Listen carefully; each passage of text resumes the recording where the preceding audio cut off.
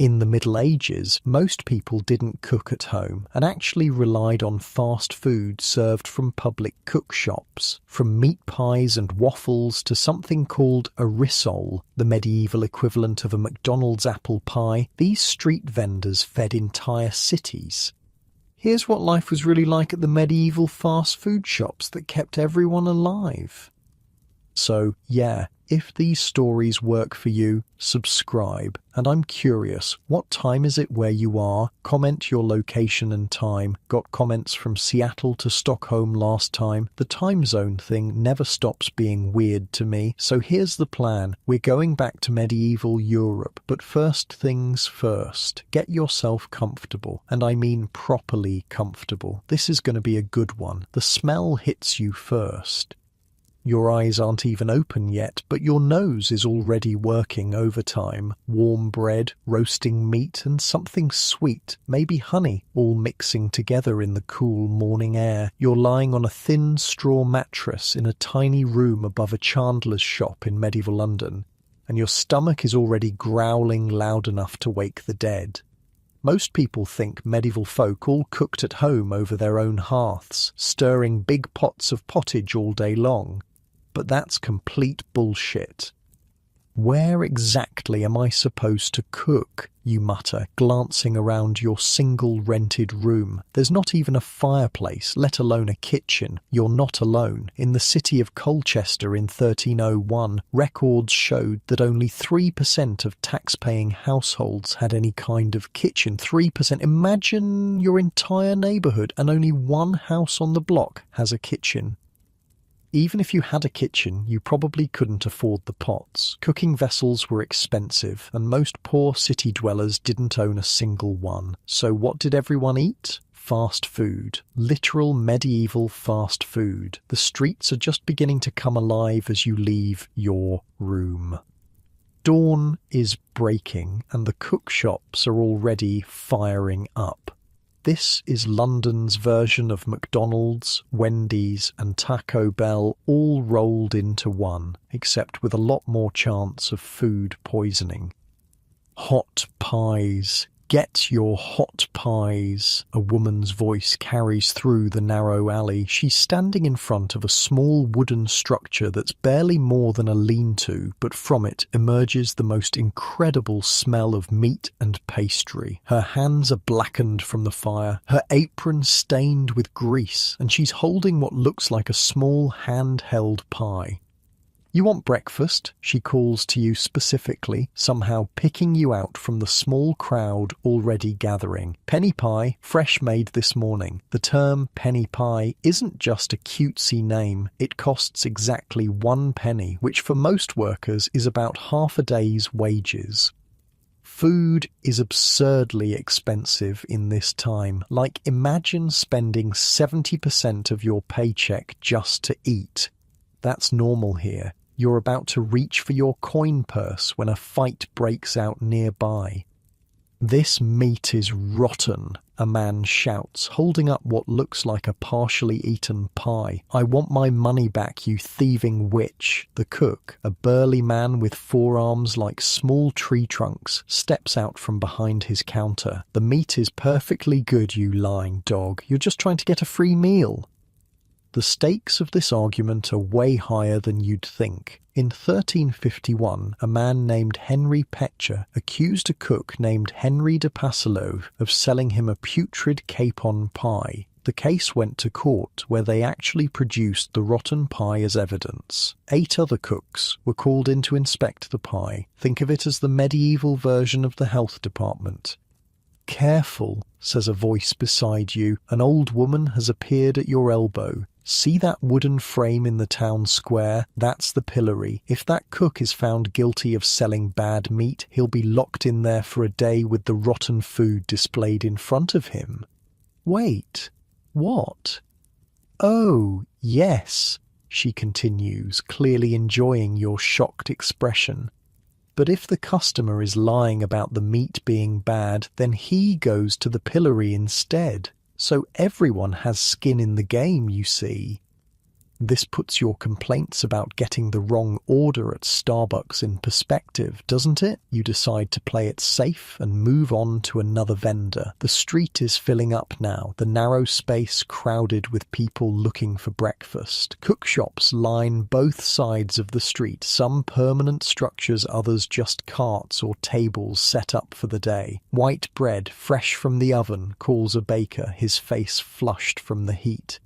Hot peas, hot mashed peas with garlic sauce, shouts another. Fine cheese from Champagne and Brie, cries a third. Unlike your neighbourhood strip mall with its all-purpose restaurants, medieval cookshops are highly specialised. One shop might sell only pork sausages, another just cheese and egg custards, a third nothing but mustard. What's that smell? You ask, pointing to a cart where a small crowd has gathered.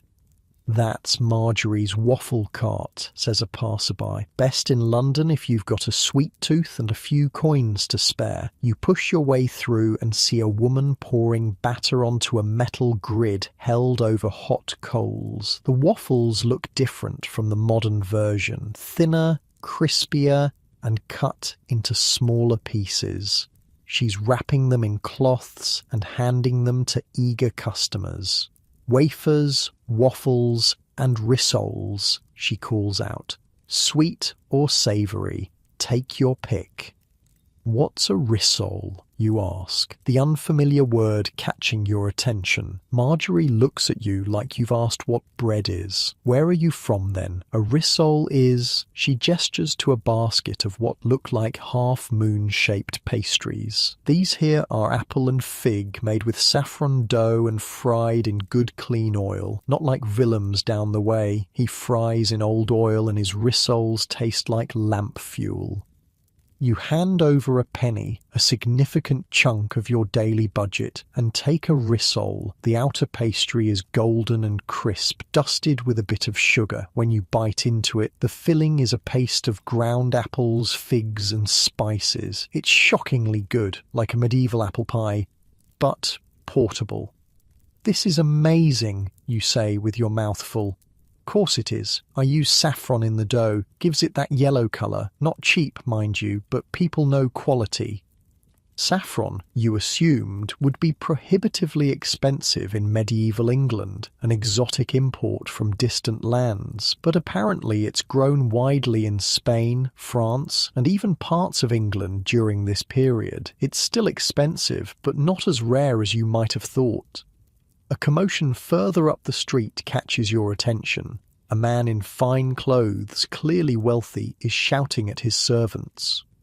We have guests arriving for midday and nothing prepared. Get to the river cookshops and buy what we need. 24 meat pasties, a roast goose, and whatever fish looks fresh. And hurry.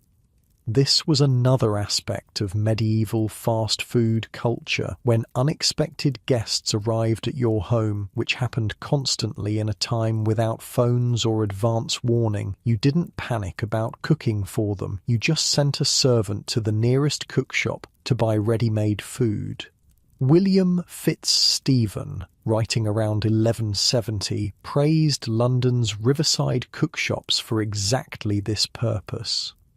Look at him, mutters an apprentice standing nearby. Probably has his own kitchen and cook at home, but still buys from the shops when it suits him.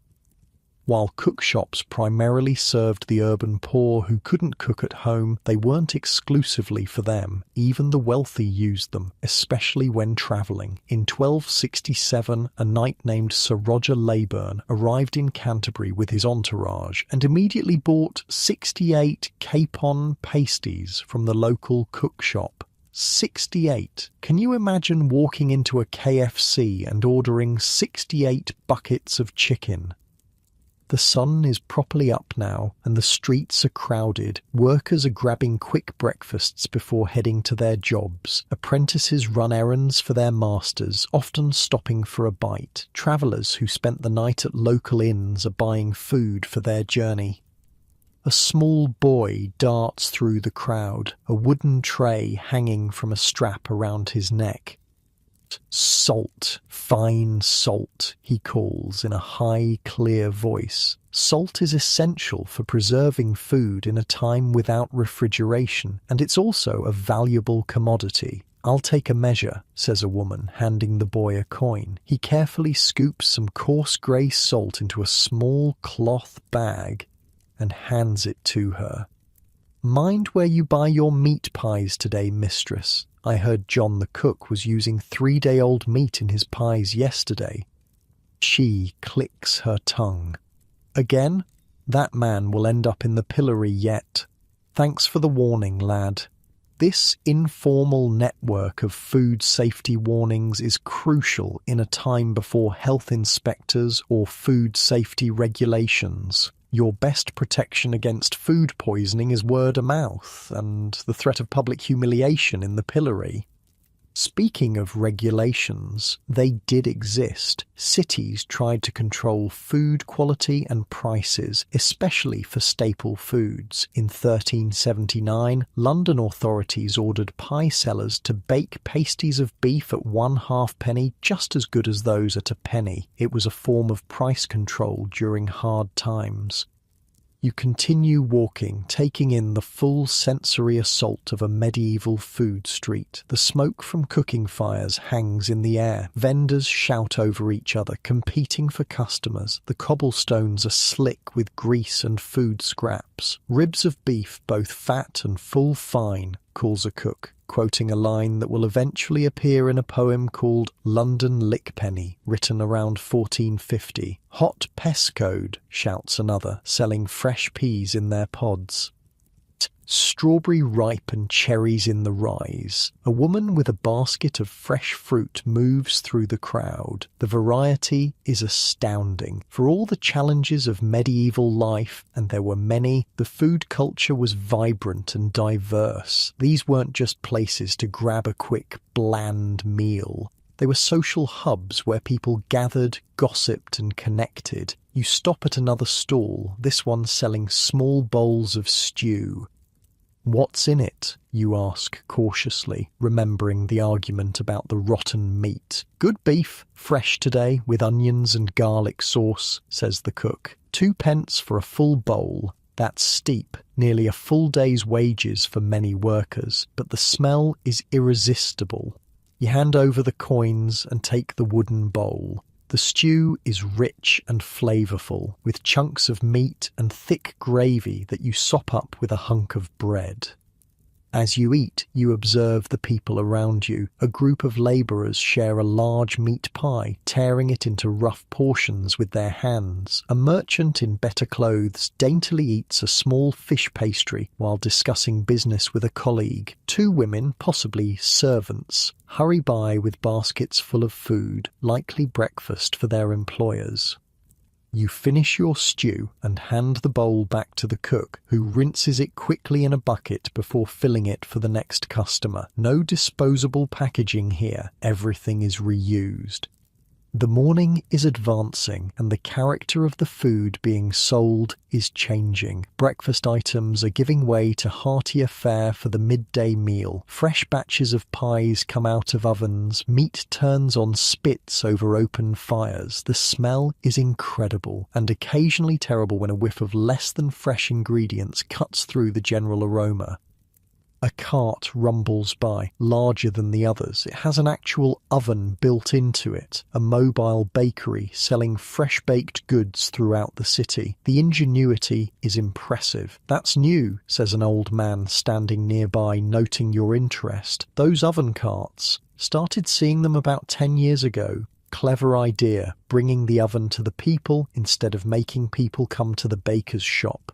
Innovation in fast food delivery isn't unique to our era of DoorDash and Uber Eats, it seems. As you continue exploring, you notice how the streets with cook shops have earned their names. Many are called Cook's Row or Cock Row, literally naming the street after its primary business. The sun climbs higher in the sky, and your morning exploration of medieval fast food has just begun.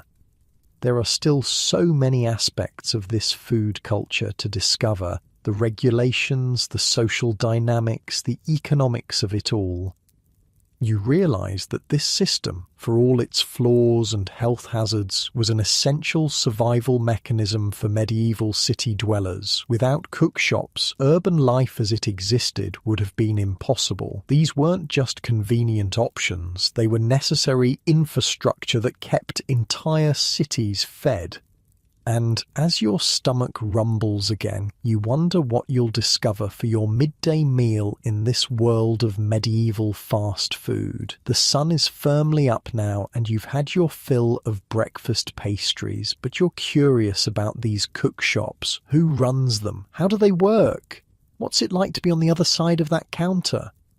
You notice a cookshop that's just opening. Unlike the others that have been serving customers since dawn, this one seems to be running a bit behind. Perfect opportunity to see how the sausage gets made, sometimes literally. The proprietor is a stocky man named Watt, with forearms thickened from years of kneading dough and hefting heavy pots.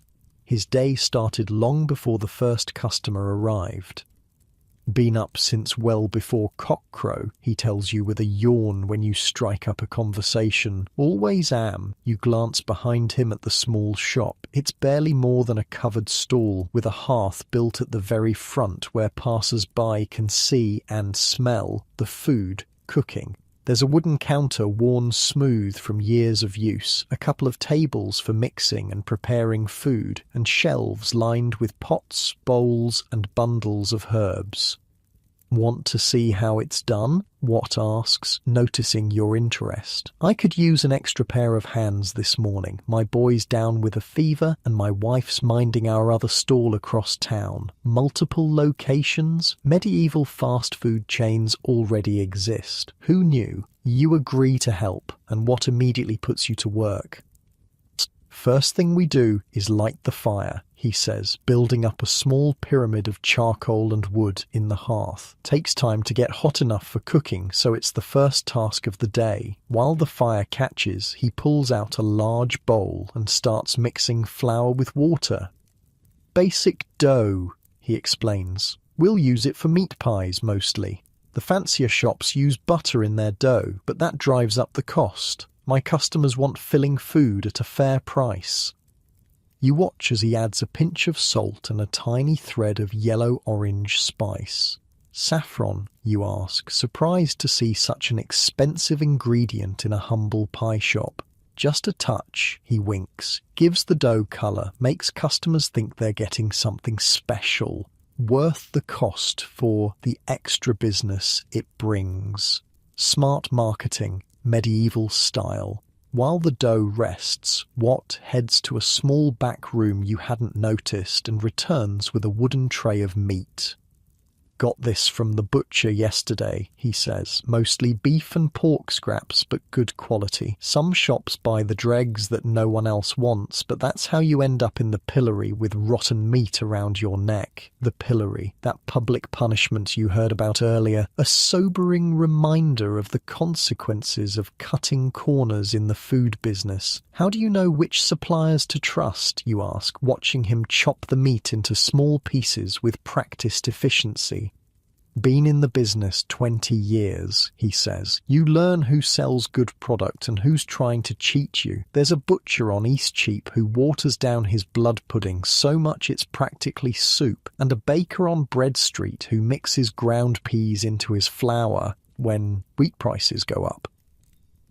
He leans in closer. The trick is to find honest suppliers and stick with them. I pay Thomas the butcher a bit extra, but I know his meat won't make my customers sick. Worth every penny. As the fire reaches the right temperature, Watt starts preparing his first batch of pies. His hands move with impressive speed, dividing the dough, rolling it out, adding filling and sealing each pie closed. Most important rule in the business, he says. Make sure people can tell what they're eating. Nothing worse than biting into what you think is beef and getting liver instead. He barks out a laugh. Well, except for biting into what you think is beef and getting 3-day-old beef instead. With the first batch of pies near the fire cooking, Watt moves on to preparing a large pot of pea soup.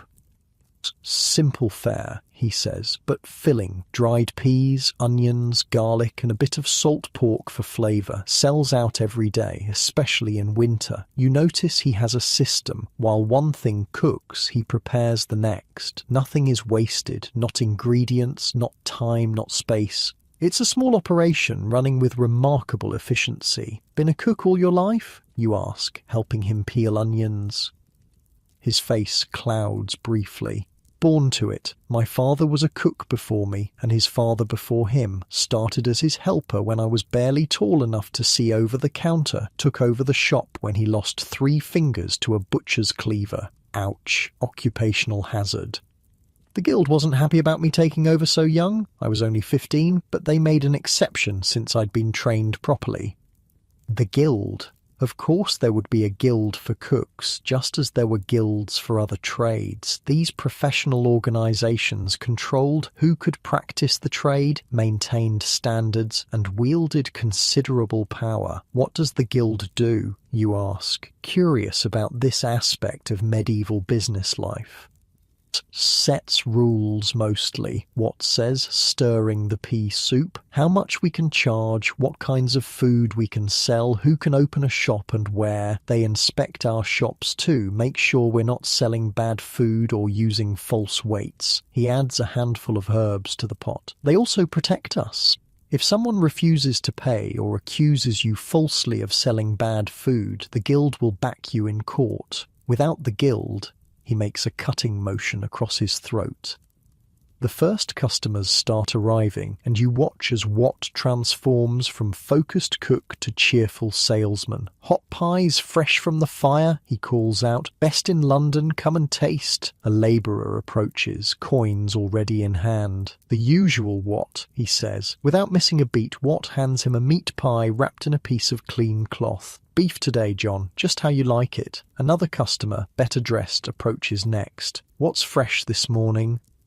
Got a new batch of chicken pies with herbs from my wife's garden, Watt says. Worth the extra halfpenny, I promise you. You notice how he tailors his sales pitch to each customer. Simple and straightforward for the labourers who want filling food at a fair price. More elaborate descriptions for wealthier customers who might spend more. As the morning progresses, you help where you can, handing food to customers, stirring the pot of soup, fetching more firewood for the hearth. It's hot, tiring work, and you gain new respect for the people who do this every day. How do you decide what to cook, you ask, during a brief lull in customers? Depends on the season, what's available, and who's buying, Watt explains. Summer means more fresh vegetables and fruits. Winter, it's mostly preserved foods, salted meat, dried peas, root vegetables. Holy days and feast days have their own traditional foods too. He points to a calendar scratched into a wooden board hanging on the wall. You have to plan. Day before a fast day, people feast, so you cook more. During Lent, no meat, so you make fish pies instead. Know your customers' habits, and you'll never go hungry yourself. Business picks up as midday approaches. Workers who grabbed a quick breakfast earlier now return for their main meal of the day. The small space in front of Watt's shop fills with people eating, talking, and taking brief respite from their labours. You notice a group of men in similar clothing eating together, sharing a large meat pie and several small loaves of bread. Mason's Guild, Watt explains, following your gaze. Working on the new church, they pool their money for food, get more that way. Collective buying power. Another thing that isn't as modern as we might think. A woman approaches the shop, her clothing modest, but of good quality. She speaks quietly to Watt, who nods and begins gathering various foods. Several meat pies, a container of soup, some bread, and a small sweet pastry. Mistress Marjorie, he explains after she leaves with her purchases, buys for her master's household when they have unexpected guests. Happens more often than you'd think. Someone arrives from out of town, no warning, and suddenly you need to feed 12 people by midday. This was a common use for cookshops among the wealthier households. Even those with their own kitchens and cooks would turn to the cookshops when entertaining unexpected visitors or hosting large gatherings. Catering medieval style, you observe. What laughs? Something like that. Though the really wealthy have their own kitchens with a staff of cooks, it's the merchants and smaller gentry who rely on us in a pinch. He stokes the fire and adds more pies to cook. Last month I provided food for a guild feast, 60 people, all wanting the best. Worked 3 days straight preparing everything. Nearly killed me, but the pay was worth a month of regular business. As he speaks, a city official walks by, identifiable by his clothing and the small badge of office he wears. He glances at Watt's shop, noting the cleanliness of the counter and the quality of the food on display. Inspector, Watt murmurs under his breath, looking for violations. What kind of violations? You ask once the man has moved on. All sorts, using bad ingredients, selling yesterday's pies as fresh, charging more than the regulated price, having dirty counters or utensils. He ticks them off on his fingers. The fines are steep, and if you're caught too many times, you can lose your right to trade. Or worse, the pillory. The pillory again, clearly the spectre that haunts all food vendors. Is it hard to follow all the rules? Most are just good sense, Watt says. Don't sell bad food, keep things clean, be honest about what you're selling. The price regulations, though, he shakes his head. Those can be hard, especially when the cost of ingredients goes up. He explains that in times of shortage or when harvests fail, the price of basic foodstuffs can skyrocket, but the regulations often prevent cookshops from raising their prices accordingly. Last winter, wheat prices doubled after the bad harvest, but we couldn't charge more for our pies, nearly bankrupted half the cooks in London. You're beginning to understand why some cooks might be tempted to cut corners, using less filling in their pies or substituting cheaper ingredients. Not that Watt would ever do such things, of course. A young boy runs up to the shop, out of breath. Master Watt, mother says to bring her more pies. She's sold out at the Cheapside stall. Watt nods and quickly packs a dozen fresh pies into a basket, covering them with a clean cloth. Tell her I'll send more bread once this batch is done, he tells the boy, who dashes off again. My son, Watt says with a touch of pride, 10 years old and already learning the trade. He helps his mother at our other stall most days. Family business. The backbone of medieval commerce. Children often followed in their parents' footsteps, learning the trade from an early age. So you have 2 shops, you ask, impressed by his entrepreneurial spirit. This one and a smaller stall at Cheapside Market where my wife sells mostly bread and simple pastries, he confirms. Took us 15 years to save enough to open the second location. The guild wasn't happy. They prefer to limit competition. But my wife's brother is a guild officer, so he shrugs. Connections matter in every era. The midday rush is in full swing now. Watt moves with practiced efficiency, serving customers, cooking food and managing his small but thriving business. You help where you can, marvelling at the skillful dance of it all. How do you know how much to make each day, you ask, noticing that he seems to have just enough of everything without much waste.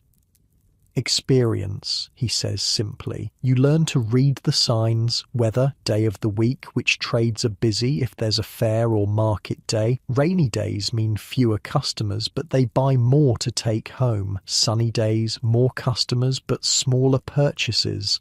He points to a tray of small pastries. Those will sell out by mid-afternoon. Sweet treats for apprentices spending their few coins. The soup will last till evening. Labourers want something hot at day's end, especially in colder months.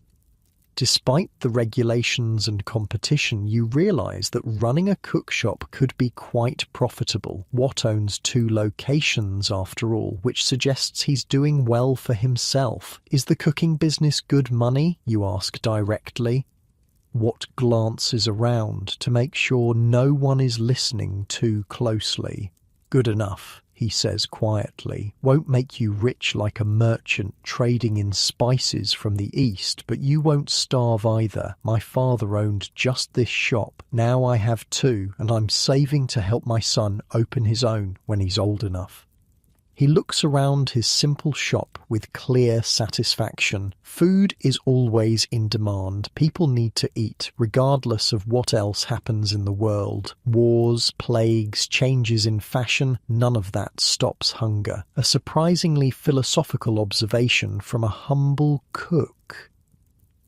The afternoon wears on, and you start to appreciate the rhythms of the cook shop. The busy periods, early morning, midday, and evening, punctuated by quieter times when what catches up on preparation for the next rush. During one such lull, he shows you a small book he keeps hidden under the counter. My recipes, he says, letting you peek at the pages covered in careful writing. Some from my father, others I've created myself. Recipe books were rare and valuable in medieval times. Cooking was largely learned by apprenticeship and practice rather than written instructions. Having a collection of tested recipes was a significant advantage. This one, he says, pointing to a page, is for a rissole with dried cherries and almond paste. Sells for 3 times what a meat pie does, but only to the wealthy. And this, he turns the page, is my father's sauce recipe. 30 years he made this sauce, and people would come from across London just for it. You notice that some of the pages have small locks of hair or bits of cloth attached to them. What sees your confusion? Memory aids, he explains. This one, he touches a small piece of red cloth, reminds me that the spice merchant with the red cap sells the best cinnamon, and this, he points to what looks like a strand of wool, reminds me to use lamb kidney, not pig, in this particular pie. Clever system for a time when not everyone could read well. As evening approaches, what prepares for the final rush of the day? Workers heading home, looking for something to take back for their families. The offerings change slightly. More complete meals, larger portions, foods that will travel well. Last meal of the day is often the most important, Watt explains. People want something substantial, especially if they haven't eaten much since midday. You help him prepare a batch of what he calls family pies, larger than the individual portions, designed to feed 3 to 4 people. They contain a hearty mixture of meat, vegetables, and gravy encased in a thick crust. Poor man's pot roast, Watt says. All the flavour, none of the work, and no need for your own cooking fire. As he works, you notice that his hands are covered in small burns and scars, the badges of his profession. Cooking over an open flame day after day takes its toll on the body. Ever regret becoming a cook, you ask? He considers the question seriously. Some days, when my back aches and my hands burn and some drunk accuses me of cheating him, yes, on those days I wonder what life might have been as a cobbler or a tailor. He smiles. But then I see someone enjoy my food, close their eyes with that first bite of a hot pie on a cold day. No, I don't regret it. The evening customers begin to arrive, and Watt returns to his role as cook and salesman. You continue to help, now familiar enough with the routine to work without constant direction. A woman approaches, her clothes marking her as a servant in a wealthy household. Master Watt, my mistress is hosting guests tomorrow and needs 3 meat pies, 2 fish pies, and a large rissole with apples and figs. She hands over a small deposit. To be ready by midday. Watt nods, making note of the order in a small tally book. Tell your mistress it will be ready. The fish pies. Does she prefer eel or cod? Cod, if you have it. The master doesn't care for eel. Cod it shall be then, Watt confirms. And will she want sauce as well? The woman hesitates. What do you recommend? For cod pie, garlic sauce complements it well. I can provide a small jar for an extra penny. Add it to the order then. The the woman decides, and departs with a small bow. Catering orders are good business, Watt tells you after she leaves, reliable income, and if you please the wealthy households, they recommend you to others. The evening progresses, and finally, as the light fades, business begins to slow. Watt sells the last of the day's food at reduced prices. Better to make some profit than waste it. Nothing goes to waste, he explains. What doesn't sell by dusk, we either eat ourselves, sell at a discount, or in the worst case, feed to the pigs. A man in ragged clothing approaches the shop hesitantly. Watt nods to him and wraps the last 2 meat pies in a cloth, handing them over. The man mumbles thanks and slips away. No money exchanged, you observe. My cousin, Watt says simply, lost his hand in a mill accident last year. Can't work. His children would go hungry otherwise. Even in the cutthroat world of medieval commerce, family obligations run deep. As Watt begins cleaning up for the day, banking the fire and scrubbing the counters, you reflect on what you've learned about the life of a medieval cookshop owner. It's a life of hard work, early mornings and constant vigilance, but also one of pride in craft, community connection, and providing an essential service. Same again tomorrow, you ask. Watt laughs. And the day after, and the day after that. Rain or shine, feast day or fast day, people always need to eat. He finishes cleaning and pulls a small shutter across the front of his shop, securing it with a heavy lock. Get some rest, he advises. Dawn comes early in this trade. Dawn arrives with a chill. You've spent the night in your tiny rented room, listening to the scurrying of mice in the walls and the snores of the family in the room next door. Today, you want to understand how the poorest of London's residents survive in this world of medieval fast food. You head to one of the poorer districts, where the buildings lean precariously over narrow, filthy streets. Here, the houses are divided into multiple tiny rooms, each housing an entire family or several single labourers. Privacy is a luxury few can afford. The first thing you notice is the absence of chimneys on most buildings. No chimneys means no hearths, which means no way to cook. Where do you cook your meals? You ask a woman carrying a basket of rough linen, a laundress heading to work. She looks at you like you've asked where she docks her private yacht. Cook? In there? She jerks her thumb toward the crumbling tenement behind her. 6 families sharing 2 rooms on our floor. One man tried to cook inside last winter, nearly burned the whole place down. We all eat from the cookshops or starve. This isn't an exaggeration. Records from the city of Colchester in 1301 showed that only 3% of tax-paying households had any kind of kitchen. For the urban poor, home cooking simply wasn't an option. But what about cooking pots? Surely some people have those, you ask. A pot costs more than I make in a month, she says, shifting her heavy basket. And where would I use it? On the street? The landlord would have me thrown out for trying to light a fire in my room. You follow her as she makes her way toward a small, crowded square where several food vendors have set up for the day. Unlike the more established cookshops you saw yesterday, these are simpler operations, just a table, a pot or grill over a small fire, and whatever food they're selling that day. This is where we eat, the laundress explains, gesturing to the vendors. Penny a day keeps you alive. 2 pennies, you eat well.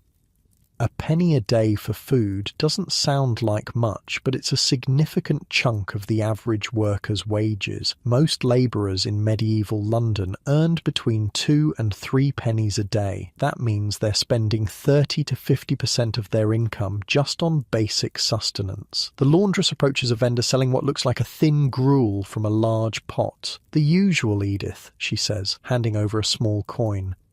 The vendor, an elderly woman with hands so gnarled they look like tree roots, ladles a portion of steaming gruel into a wooden bowl. "Extra onion today, Agnes," the old woman says. "No extra charge." "Bless you," Agnes the laundress replies, accepting the bowl gratefully. You follow her example and buy a bowl for yourself. The gruel is watery but surprisingly flavorful, made from barley with bits of onion and herbs for taste. It's hot, filling and cheap, exactly what a labourer needs to start the day. Most days this is breakfast, Agnes explains between spoonfuls. Sometimes it's breakfast and dinner both, if work is scarce. As you eat, you observe the other customers, labourers in rough clothing, apprentices in slightly better attire, women in simple dresses, the working poor of London. They eat quickly, standing up before rushing off to their jobs. No one sits down to eat, you ask? Sit where?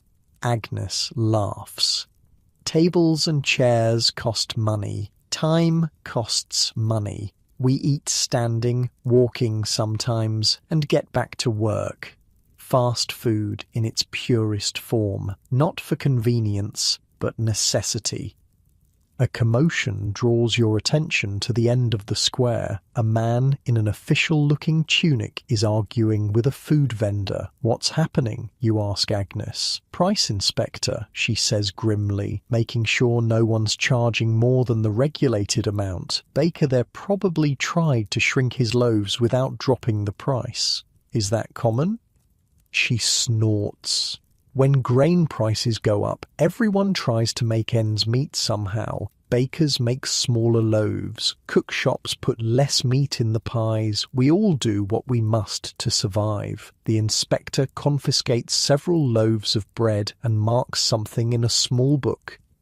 The baker looks distressed, but doesn't protest too loudly. The consequences could be much worse than losing a few loaves.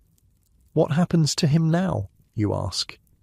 First offence? A fine, probably. Third offence? The pillory. Agnes shivers slightly. Saw a baker in the pillory once. People threw rotten vegetables, stones even, broke his nose, knocked out teeth. He never baked again, couldn't use his hands properly after. The brutality of medieval justice makes you wince.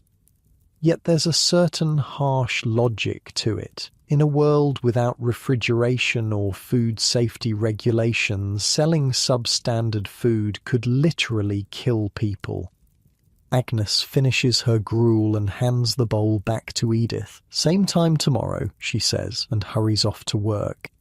You continue exploring the square, examining the various food options available to the poor. One vendor sells thin pancakes cooked on a flat stone over a fire. Another offers small cups of ale, watery but safer than most water sources in the city. A third has a selection of penny pies, much smaller and with less filling than the ones you saw in the wealthier areas, but still hot and nourishing. A man catches your eye. He's watching the food vendors with obvious hunger, but his clothing is ragged and he seems hesitant to approach. You realise he might not even have a penny for the cheapest food available. What happens to those who can't afford even this? You ask a nearby apprentice who's wolfing down a small meat pie. He follows your gaze to the ragged man.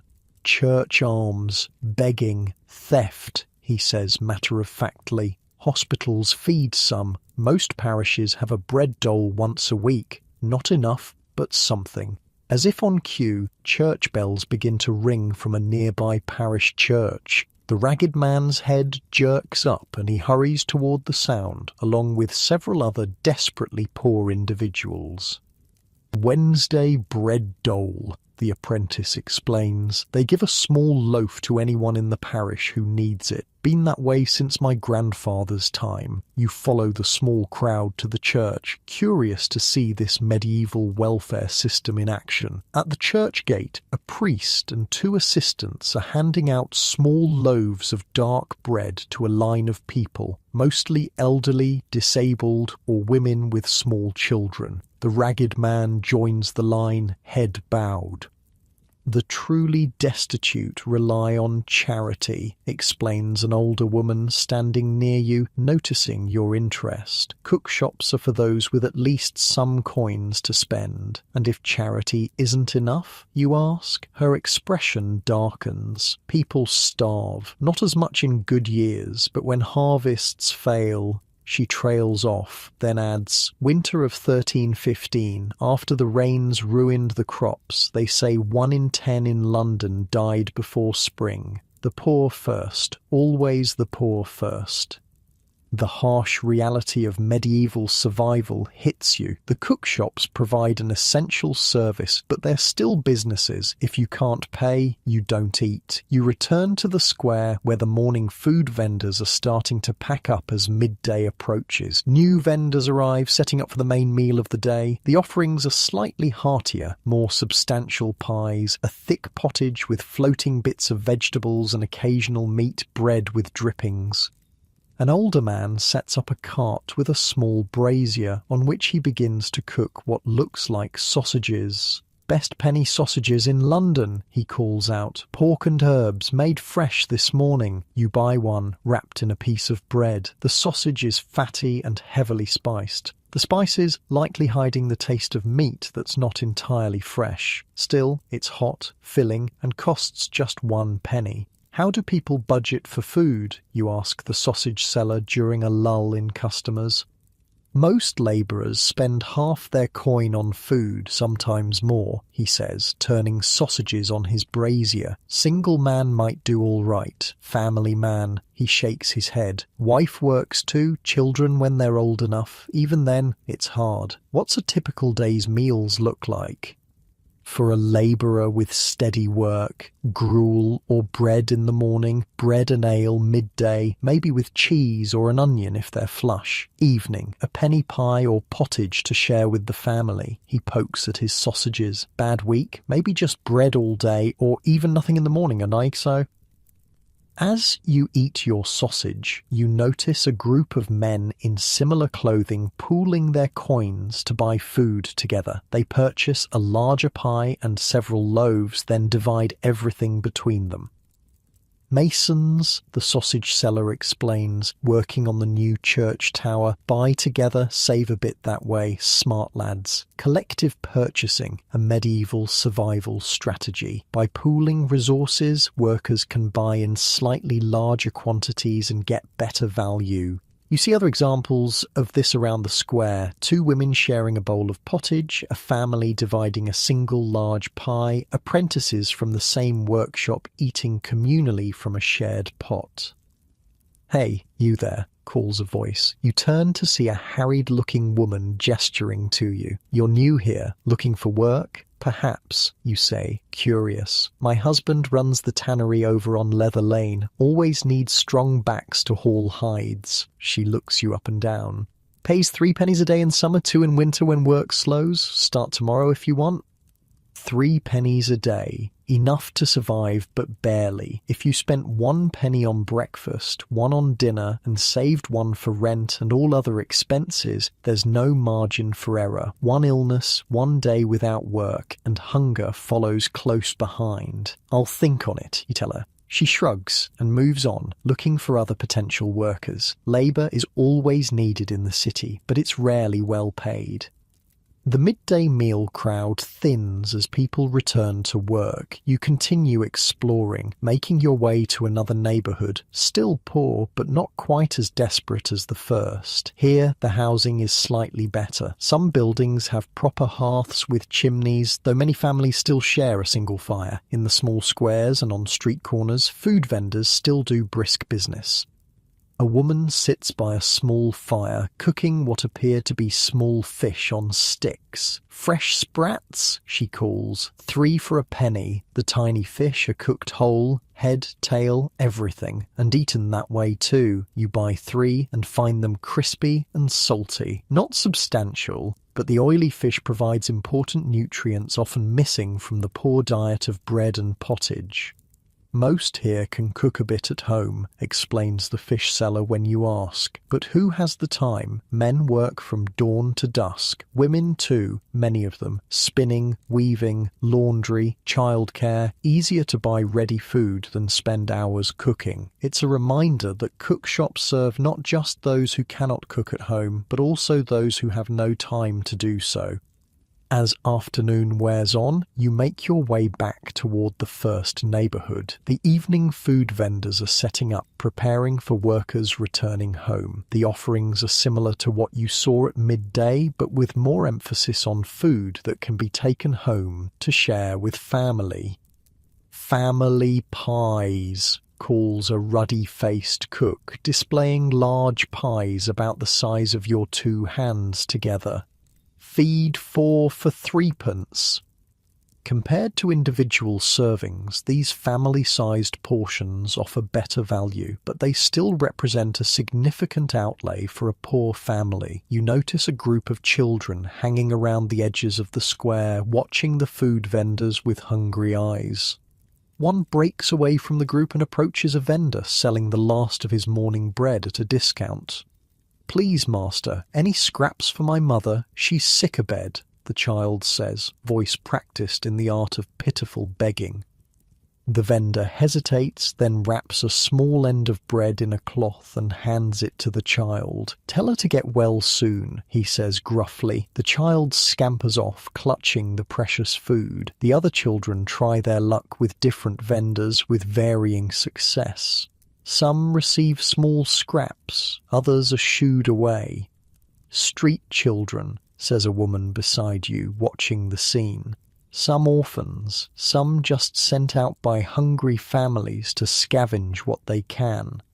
"Do they succeed?" you ask.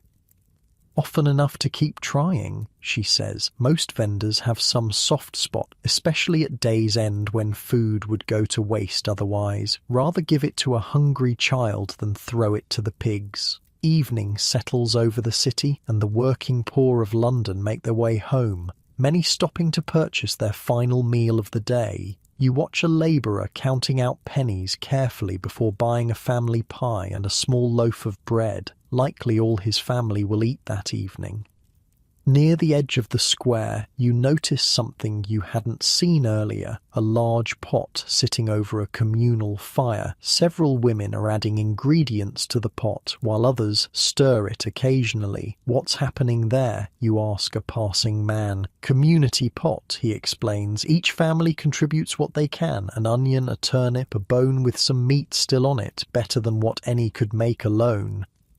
You move closer to observe this cooperative cooking arrangement. Unlike the individual vendor stalls, this is not a commercial enterprise, but a collective survival strategy. Each contributor will take a portion of the final stew for their family, based roughly on what they put in. A grey-haired woman seems to be supervising the cooking, occasionally tasting the broth and adding pinches of salt or dried herbs from a small pouch. "Been doing this every 3rd day for 20 years now," she tells you when you express interest. "Started in the bad winter of 91 when coal was too dear for each family to have their own fire. Found it worked well enough to keep going, even in better times."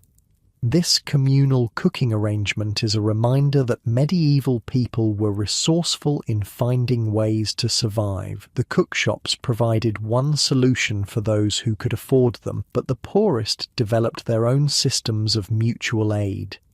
As darkness falls, the vendors pack up their wares. Those with leftover food either take it home, sell it at steep discounts, or in some cases give it away to the desperate. Nothing goes to waste in a world where food represents such a significant portion of one's income. You find yourself drawn back to Agnes, the laundress you met that morning. She's returning from her day's work, hands raw from lye and hot water, shoulders sagging with exhaustion. "Hard day?" you ask, falling into step beside her. "Same as any other," she says, with a small shrug. 12 hours over hot water and wet linen, but I earned my threepence, so we'll eat tonight. She stops at a vendor selling bowls of thick pottage, a hearty stew of grains, vegetables, and small bits of salt pork. She buys a large bowlful and a small loaf of dark bread. "For me and my boy," she explains. "He's 7, works as a scullion at the brewer's house, brings home their stale bread sometimes when the cook feels generous. 7 years old and already working, not unusual in medieval times, but still poignant. How do you manage?" you ask softly. She gives you a sharp look, then softens slightly. "One day at a time. Work when there's work, help neighbours when we can, accept help when we must, fast when there's nothing to eat and pray the next day brings work." Her matter-of-fact description of precarious survival is humbling. For her, the cookshops aren't a convenience or a novelty. They're a lifeline, the system that makes urban survival possible. "In my mother's village, everyone had a garden plot, kept chickens maybe," she continues. "Here in London, no space for growing food, no place to keep animals, so we work for coin and buy what we need." You walk with her to the tenement building where she lives. From outside, you can see that it's divided into many tiny rooms, each housing an entire family. No chimneys, no kitchens, no space for cooking. Just a place to sleep and shelter from the weather. "This is me," she says, stopping at a narrow doorway. "God give you good night." As she disappears inside, carefully balancing her precious purchases, you reflect on what you've learned about the role of cookshops in the lives of the urban poor. For wealthy merchants and nobles, the public cookshops were a convenience, a way to feed unexpected guests or enjoy a variety of foods without the trouble of preparation. For travellers, they were a necessary service when away from home. But for the urban poor, the labourers, servants, apprentices and their families, the cookshops were essential infrastructure, as vital as the city walls or water conduits. Without this system of ready-made food, urban life as it existed would have been impossible. The dense population of medieval London could not have survived if each family needed space for cooking fires and storage of fuel and ingredients. The penny pie, humble as it was, represented a medieval solution to urban food insecurity, imperfect, vulnerable to corruption and quality issues, but functional enough to sustain a complex urban society. As night falls completely, the cookshop fires die down across the city, but come dawn they'll be lit again, ready to feed the hungry masses of London for another day. Morning finds you wandering through the market area again. This time your attention is drawn to a small crowd gathering near the town square. People are murmuring excitedly, and several are pointing toward a wooden structure at the centre of the square. "What's happening?" you ask a young boy who seems to be bouncing with excitement. "Cook's going in the pillory," he explains, eyes wide. "Sold a bad pie to Master Fletcher yesterday. They say it nearly killed him." Ah, the pillory, that dreaded punishment you've heard mentioned repeatedly since arriving. Now you'll get to see it in action. The crowd parts as 2 guards lead a dishevelled man toward the wooden frame. It's a simple but effective device, a hinged wooden board with holes for the head and hands. Once locked in place, the offender is stuck there, unable to move, completely at the mercy of public ridicule and abuse. "That's Hugh the cook," whispers a woman near you. "Had a shop on Bread Street for 15 years, never thought he'd be one to sell bad meat." The guards secure the cook in the pillory, his head and hands protruding through the holes. A third official pins a parchment to the wood above him, a description of his crime for all to see. For the crime of selling putrid meat in a pie, the official announces loudly, Hugh Baker is sentenced to stand in the pillory from prime until vespers. He holds up a small, partially eaten pie, and the offending item shall be displayed before him as witness to his crime. The crowd murmurs. Some look sympathetic, others disgusted. A few of the more aggressive onlookers have already picked up small bits of garbage from the street. Is this common? You ask the woman beside you. Common enough, she replies, especially when food prices rise. Cooks get desperate, try to stretch their ingredients further than they should.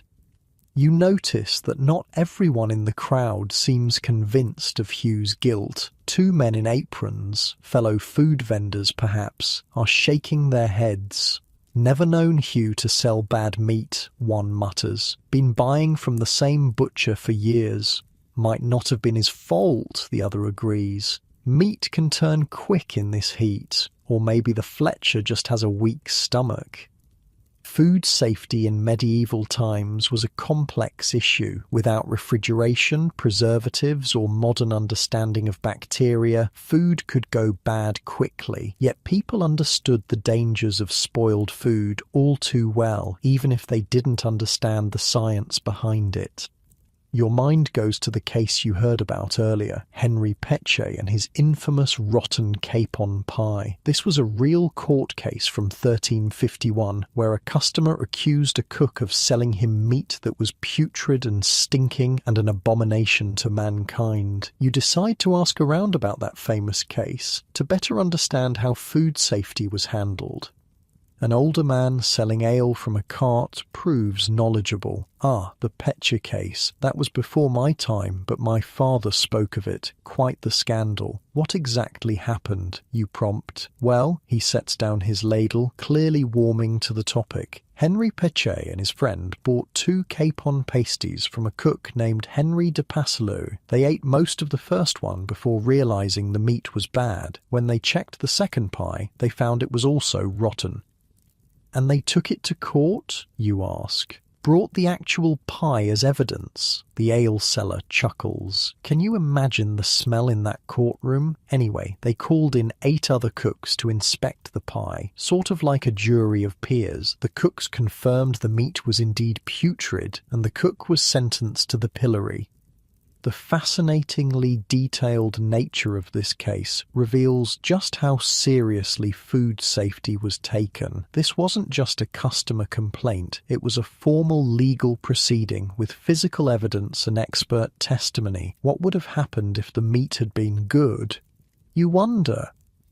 Oh, that's the beauty of it, the ale seller says with a wink. If the cook was found innocent, the accuser would have gone to the pillory instead.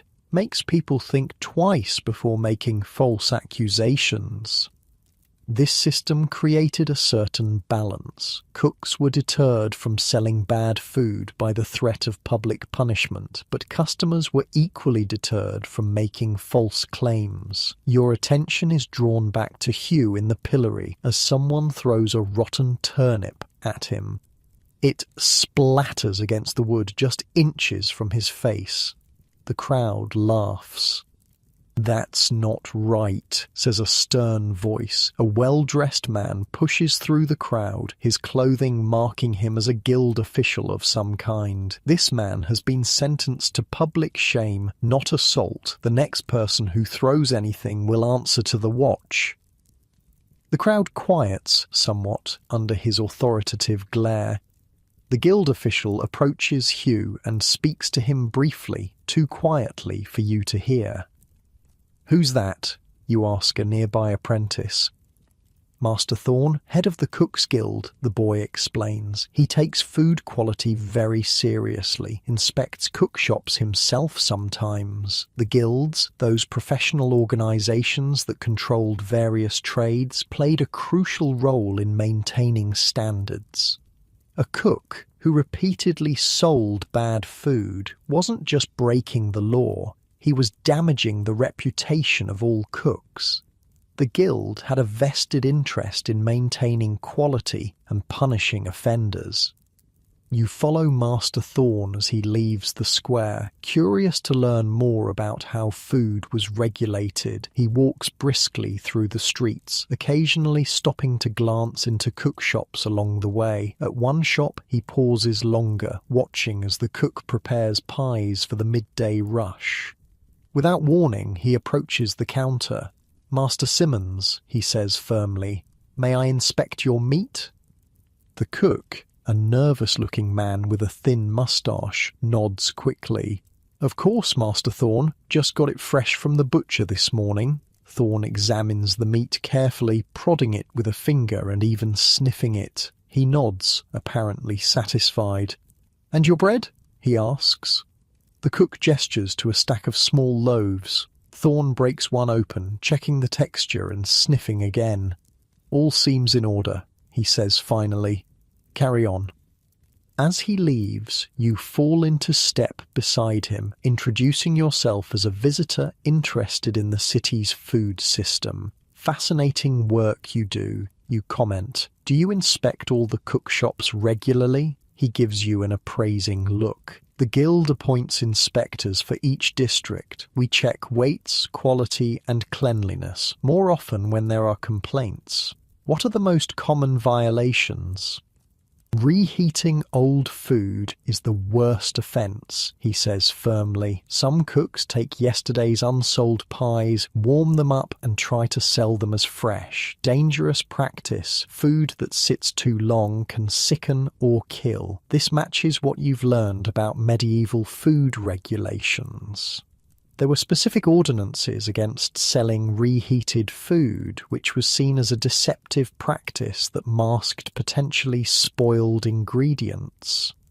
"Then there's false advertising," Thorn continues, "claiming a pie is venison when it's really beef or pork, stretching expensive ingredients with cheaper ones, using less filling than is proper. How do you prove such things? Cut open the pies," he says simply. "Count the pieces of meat. Check the colour and smell. An experienced inspector can tell beef from venison at a glance." As you walk, he points out various cook shops, commenting on their reputation for quality or lack thereof. William there uses good meat, but skimps on portion size. Thomas at the corner uses too much salt to mask mediocre ingredients. The widow Ellen makes the finest fish pies in London, absolutely trustworthy. "What about prices?" you ask, remembering the regulations you've heard mentioned. "Strictly controlled," Thorn confirms. "The city sets maximum prices for staple foods. During the last famine, bakers were ordered to make halfpenny loaves just as good as penny loaves, cutting their profit but ensuring people could eat." "That seems hard on the bakers," he shrugs. "Better than a hungry mob burning their shops. Bread riots have toppled stronger men than our aldermen." Your conversation is interrupted by a commotion up ahead. A city official is arguing with a cook over a basket of pies. "These are underweight," the official insists, holding up a small scale. "Each should be at least 12 ounces, and these are barely 10. "The flour cost has doubled," the cook protests. "I can't afford." "Then petition for a price change. Until then, you sell at the regulated weight or not at all." The official confiscates the basket of pies, presumably to be given to the poor or to a nearby hospital, as was common practice with confiscated food that was still edible. "Weight and measure inspections," Thorn explains, "separate from our quality checks. The city takes them very seriously." What happens to that cook now? First offence? A fine and warning. Repeated offences lead to the pillory, loss of guild membership, or being forbidden to practice the trade. Medieval regulation was surprisingly comprehensive, you're learning. Without modern technology for ensuring food safety, they relied on strict rules, regular inspections, and harsh public punishments for violators. As midday approaches, you thank Thorne for his insights and continue your exploration. The smell of cooking food fills the air as the city's residents seek their main meal of the day. You pass by a cook shop with a notably clean counter and well-dressed customers. The pies here look particularly appetizing, with golden crusts and generous size. Why is this shop so much nicer than others? You ask a customer waiting in line. Master Walter was cook to the old Earl before opening this shop. The man explains, knows his business, costs a penny more, but his meat is always fresh. Never heard of anyone getting sick from his pies.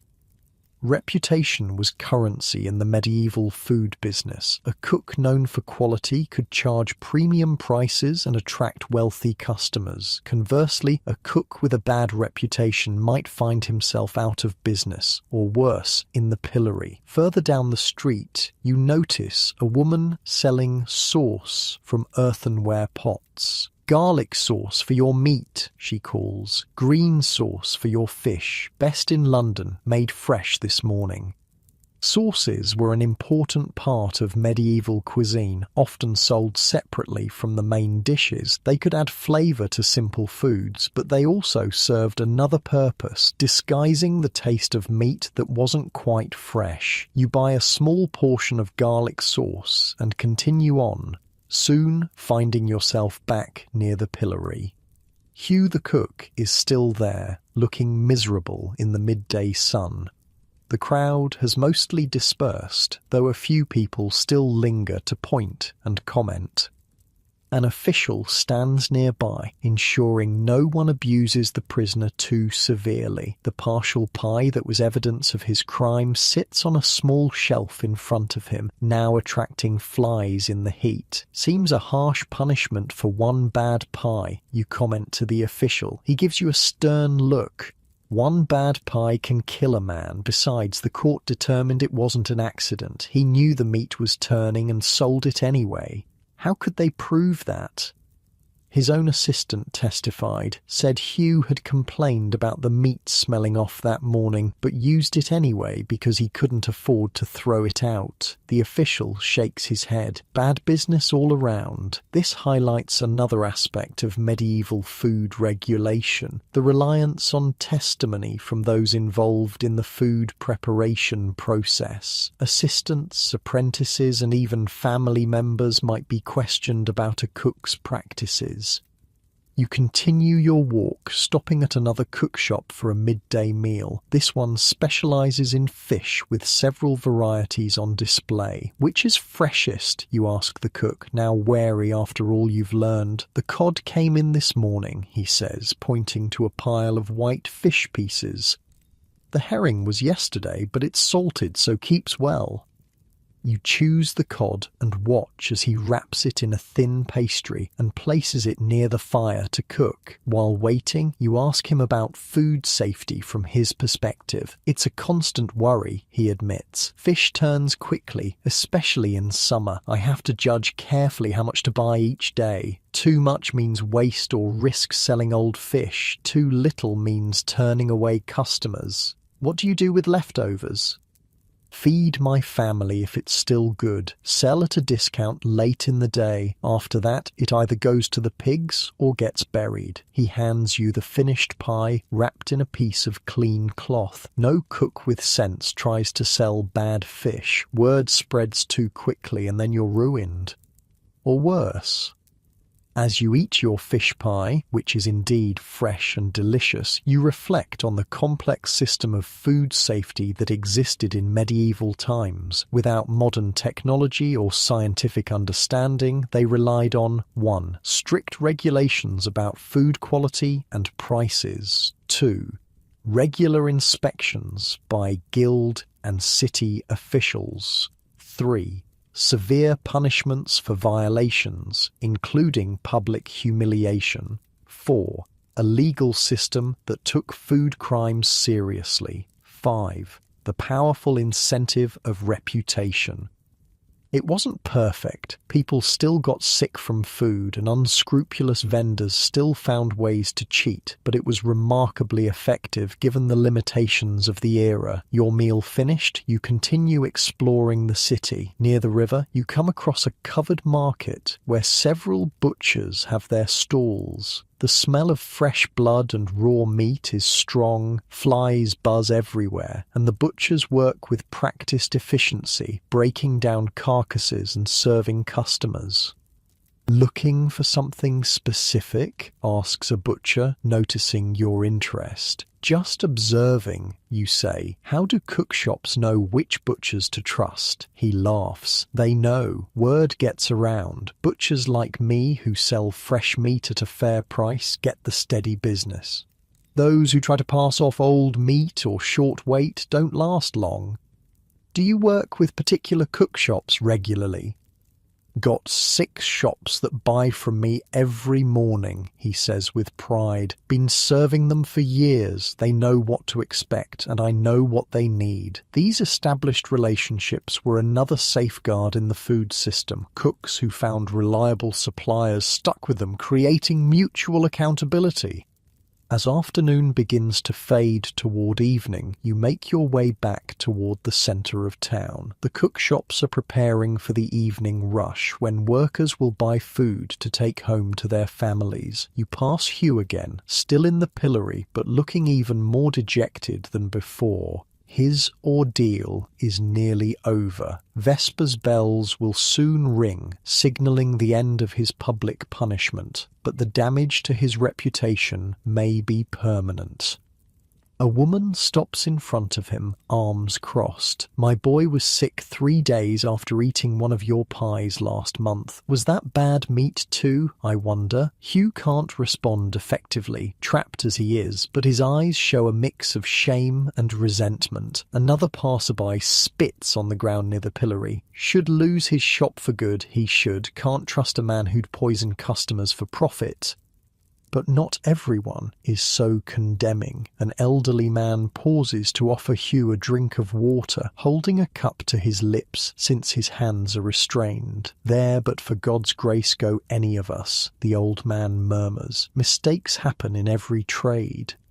This spectrum of reactions reveals the complex social dynamics around food safety. For most medieval city dwellers, the cook shops were an essential service. They couldn't survive without them, but that dependence created vulnerability. If you couldn't trust the food you were sold, what options did you have?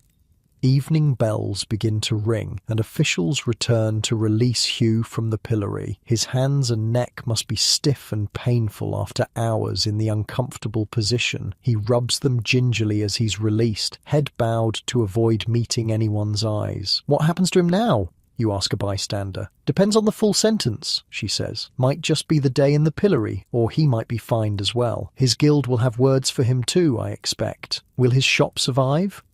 She shrugs. Hard to say. Some customers are forgiving if it's a first offence. Others won't trust him again. Time will tell. As Hugh limps away, still followed by occasional jeers, you reflect on what his experience represents. The public punishment wasn't just about him, it was a message to every food vendor in the city. This could be you if you cut corners. This could be you if you prioritise profit over safety. The sun is setting now, and the day's business at the cook shops is winding down. Some are selling the last of their goods at reduced prices, unwilling to risk reheating them tomorrow. Others are already cleaning up, banking fires and scrubbing counters in preparation for another day. You stop at one last shop, a small but clean establishment run by an elderly couple. Their pies are simple but smell wonderful, and they serve them with a smile to each customer. "Been in business long?" you ask as you pay for a small meat pie for your evening meal. 43 years, the old man says proudly. "Started with just a cart and a pot, built up to this shop bit by bit. Never had trouble with the inspectors." The old woman laughs. "Gilbert? Trouble?" He's so careful with his meat that the inspectors come to him when they're not sure about someone else's goods.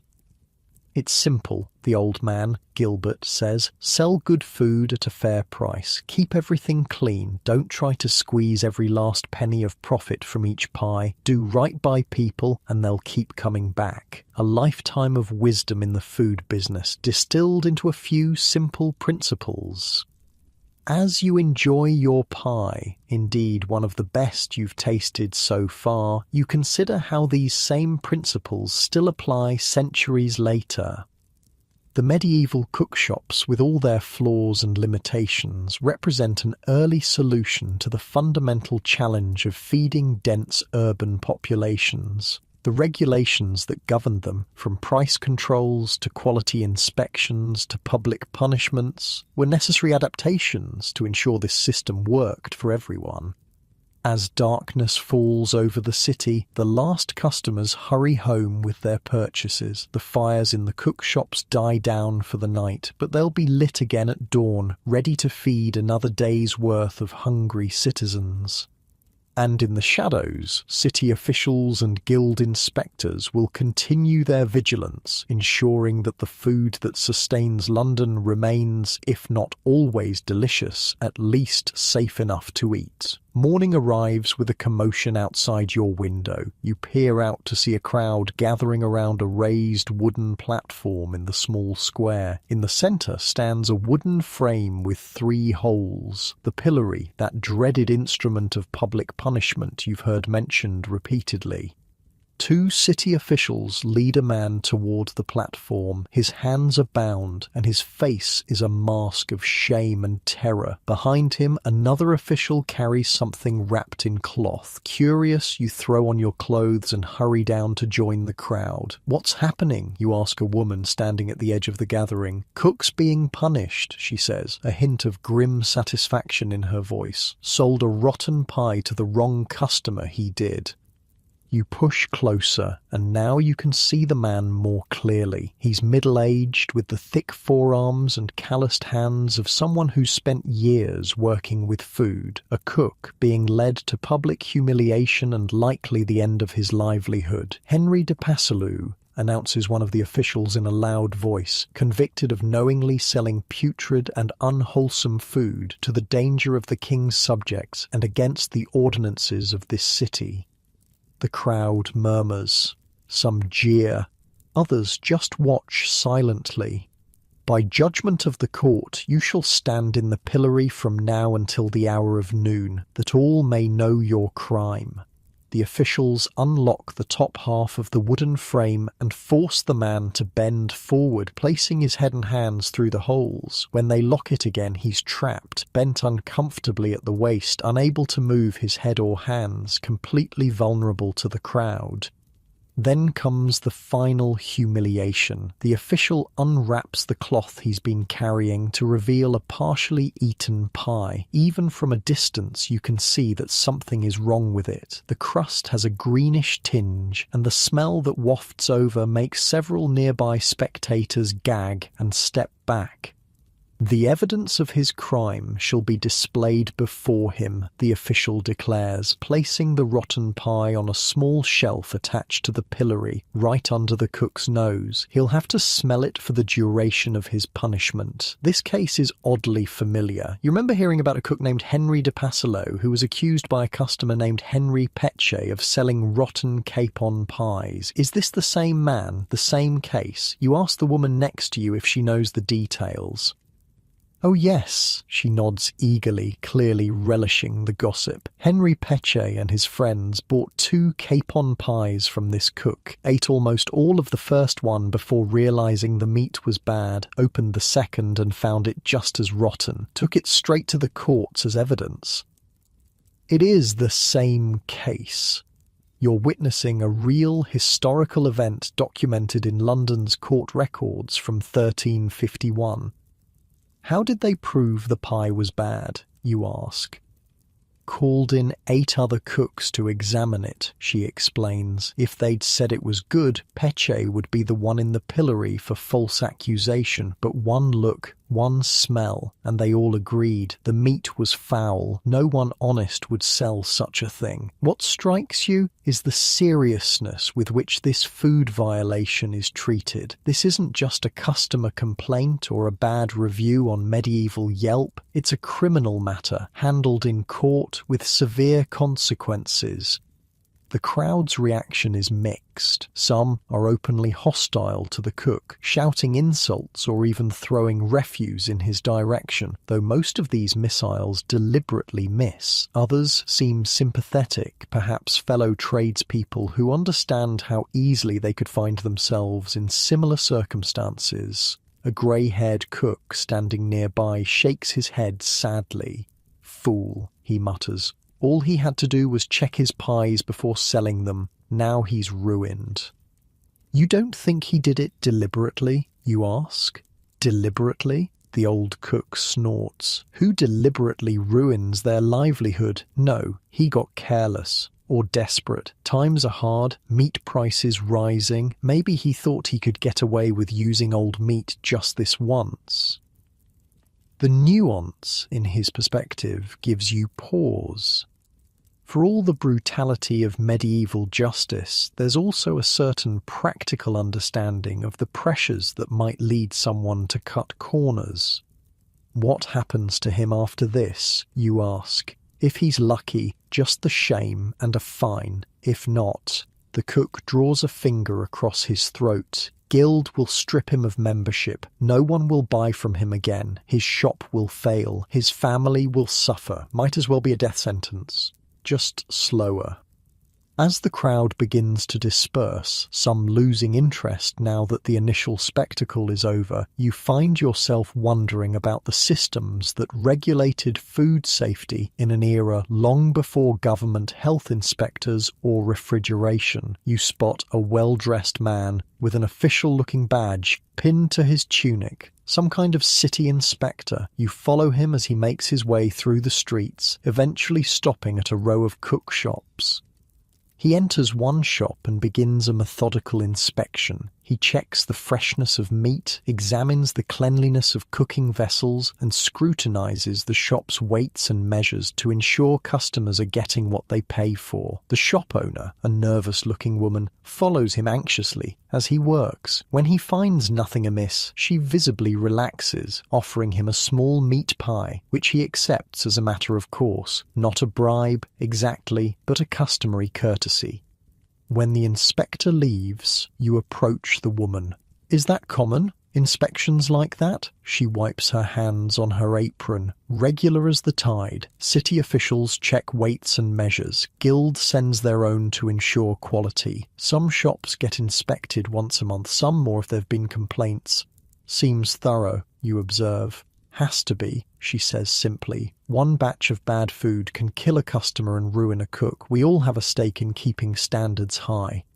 This regulated system surprises you. The popular image of the Middle Ages as a time of complete disregard for cleanliness and health doesn't match what you're seeing. Yes, by modern standards, conditions are primitive, but within the constraints of medieval knowledge and technology, significant efforts are made to ensure food safety.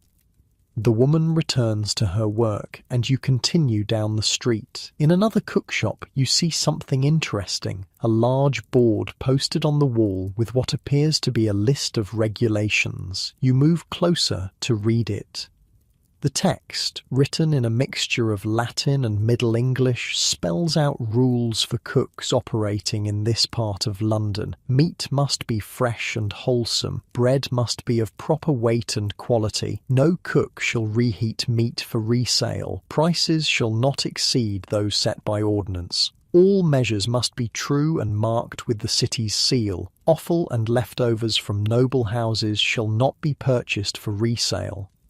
The prohibition against reheating meat catches your attention. You've heard this mentioned before, but now you understand it was actually codified in law. Excuse me, you say to the shop's proprietor, why is reheating meat so specifically forbidden? He glances at the regulation board. Because it's how dishonest cooks hide old meat, he explains. Cook it once, doesn't sell, getting questionable. Cook it again to kill the smell, hide the colour, dangerous practice. Hence, twice hot and twice cold is the mark of a bad cook. You recognise the phrase from Chaucer's Canterbury Tales, where he describes the cook Roger of Ware selling pies that hath been twice hot and twice cold. It wasn't just a literary flourish, it was referencing a serious food safety violation that medieval people understood well. Has anyone ever been caught violating these rules? You ask. The cook laughs without humour. Just this morning, poor Henry in the pillory, but he's hardly the first. Last month, a baker was caught using ground peas to extend his flour. Month before, a woman selling pottage with meat that was more rot than flesh. And they all went to the pillory? Or paid heavy fines if they had the coin. 3 violations, you lose your right to trade. Guild won't have you, city won't license you. He shakes his head. Easier to follow the rules. The mention of the guild reminds you of another important layer in medieval food regulation. Beyond city officials, the Guild of Cooks exercised significant control over who could practice the trade and how they operated. You make your way to a substantial building marked with the emblem of the Cooks Guild. Inside, a meeting is just breaking up. Cooks of various ages discussing guild business before returning to their shops. You approach an older man who seems to hold some authority, introducing yourself as a visitor interested in the cook's trade. The guild sets standards, he explains, when you ask about their role in food safety. We decide who can become a cook through apprenticeship. We inspect members' shops. We advise the city on regulations. And you enforce those regulations? Along with the city officials, yes, a cook who violates our standards answers to the guild first. We might impose fines, require additional supervision, even suspend membership in serious cases. What about that cook in the pillory today? What happens to him now? The guild official's expression darkens. Henry, his case went straight to the city court because the customer brought a formal complaint. The guild will now decide whether he can continue as a member. And if not, then he's finished as a cook in London. No one operates without guild membership. It's against city ordinance. The layers of regulation surprise you. Between city officials, guild oversight, and the harsh penalties for violations, medieval food safety was taken remarkably seriously. As midday approaches, you find yourself hungry but newly cautious about where to eat. The memory of that rotten pie is still fresh in your mind.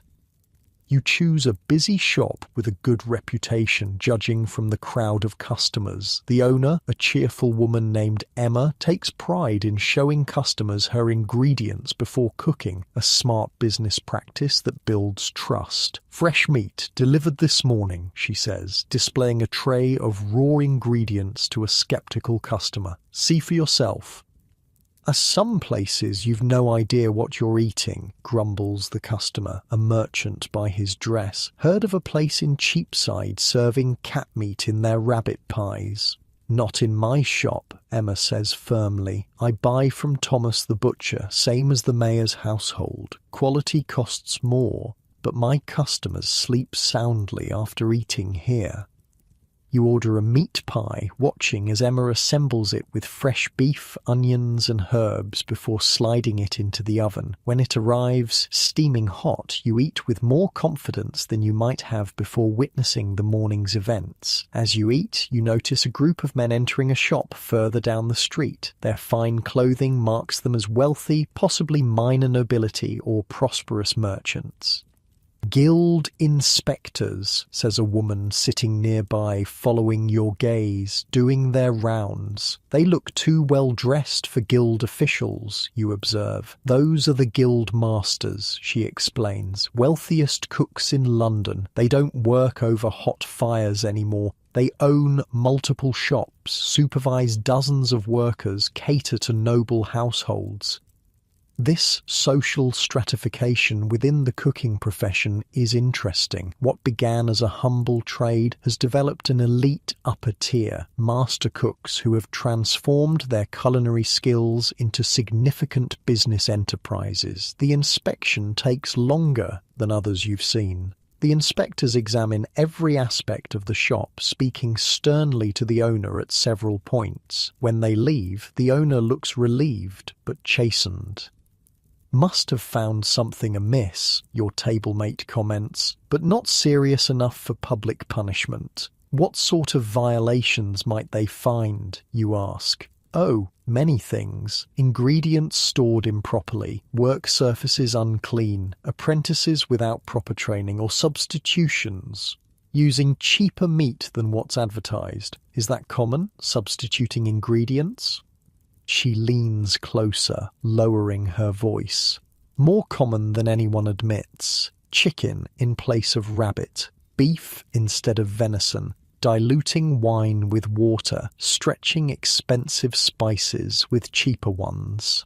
Food fraud, another timeless practice. After finishing your meal, you continue exploring the city's food safety systems. In a small courtyard, you discover another aspect of medieval food regulation, the formal testing of new cooks seeking guild membership. A nervous young man stands before 3 older cooks. He's prepared several dishes which they examine with critical eyes and cautious bites. "The pastry is undercooked," says one examiner, breaking open a pie. "And too much salt in the sauce," adds another. The young cook looks crestfallen. "May I try again, masters? I was nervous." The lead examiner considers this. 2 weeks. Practice your pastry, return then for another attempt.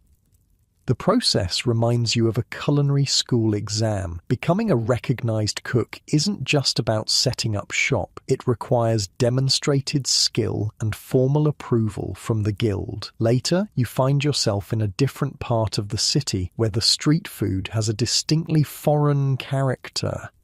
The smells are different, more exotic spices, unfamiliar cooking techniques.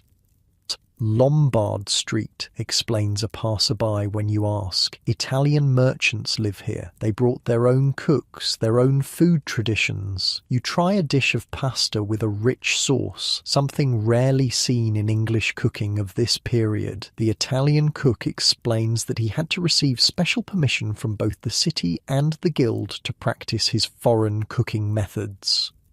"Different rules for us," he says. "Higher fees to the city, special inspections. They watch us closely because our food is unfamiliar." This cultural regulation of food practices adds another dimension to the already complex system of medieval food safety. As afternoon wanes, you witness yet another aspect of food regulation, the enforcement of fasting days. A city official is going from shop to shop, reminding cooks that tomorrow is a prescribed fast day when meat cannot be sold.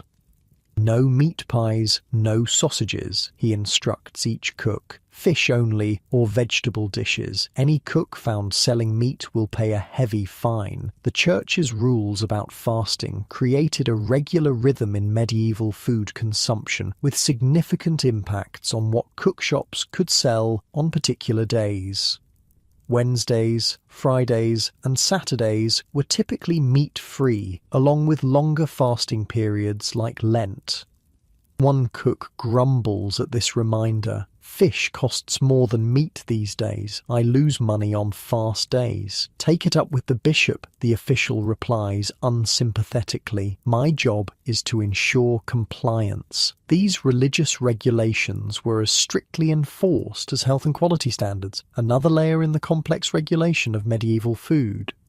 Evening approaches, and you find yourself near the River Thames, where some of London's largest and most prosperous cookshops are located. These establishments cater to merchants, travellers coming off ships, and even minor nobility. Here, the standards are visibly higher. The shops are larger, cleaner, with better quality ingredients and more sophisticated dishes. Many display official certifications from the Guild, the medieval equivalent of an A rating from the health department.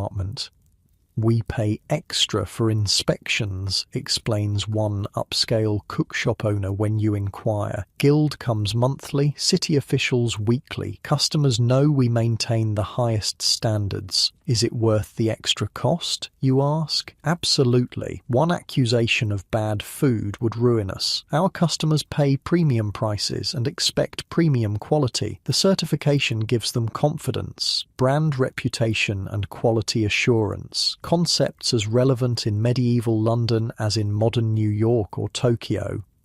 As night falls, you witness one final aspect of medieval food regulation, the disposal of unsold food. Unlike modern restaurants that might simply throw everything in the trash, medieval cookshops had specific rules about what happened to leftover food. "Can't just toss it in the street," explains a cook closing up for the night. "City ordinance attracts rats, causes disease." Instead, he carefully separates his leftover food into different containers. Still good bread will go to a nearby monastery for distribution to the poor. Usable scraps of meat and vegetables are collected for pig feed. Only truly inedible waste is disposed of in designated dump areas outside the city walls. Even in waste management, the medieval city had regulations designed to protect public health, an early form of sanitation enforcement that helped prevent disease in densely populated areas. As you make your way back to your lodgings, you reflect on what you've learned about food safety and regulation in medieval London.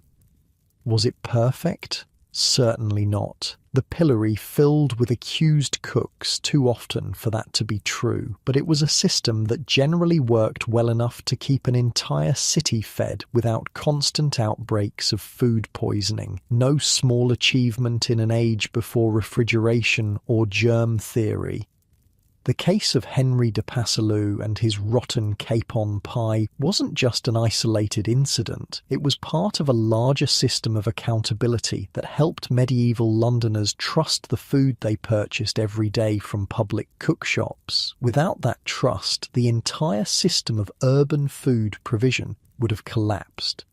As you climb the stairs to your rented room, you find yourself with a newfound appreciation for the complex social infrastructure that made medieval fast food possible and a deeper understanding of why food safety was treated with such seriousness in a world where one bad pie could indeed prove deadly. You wake to the sound of trumpets.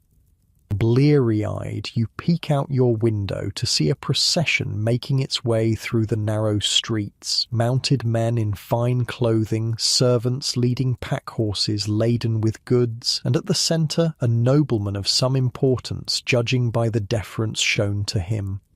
"Who's that?" you ask the landlord when you venture downstairs. "Lord Pembroke's party," he says, clearly impressed. "Arrived from his country estates last night, staying at the Swan Inn near the river." It occurs to you that this presents an opportunity. You've seen how cookshops serve the common people of London and how they're regulated, but what about the upper classes? Do the wealthy and powerful patronise these establishments, or is such food beneath them?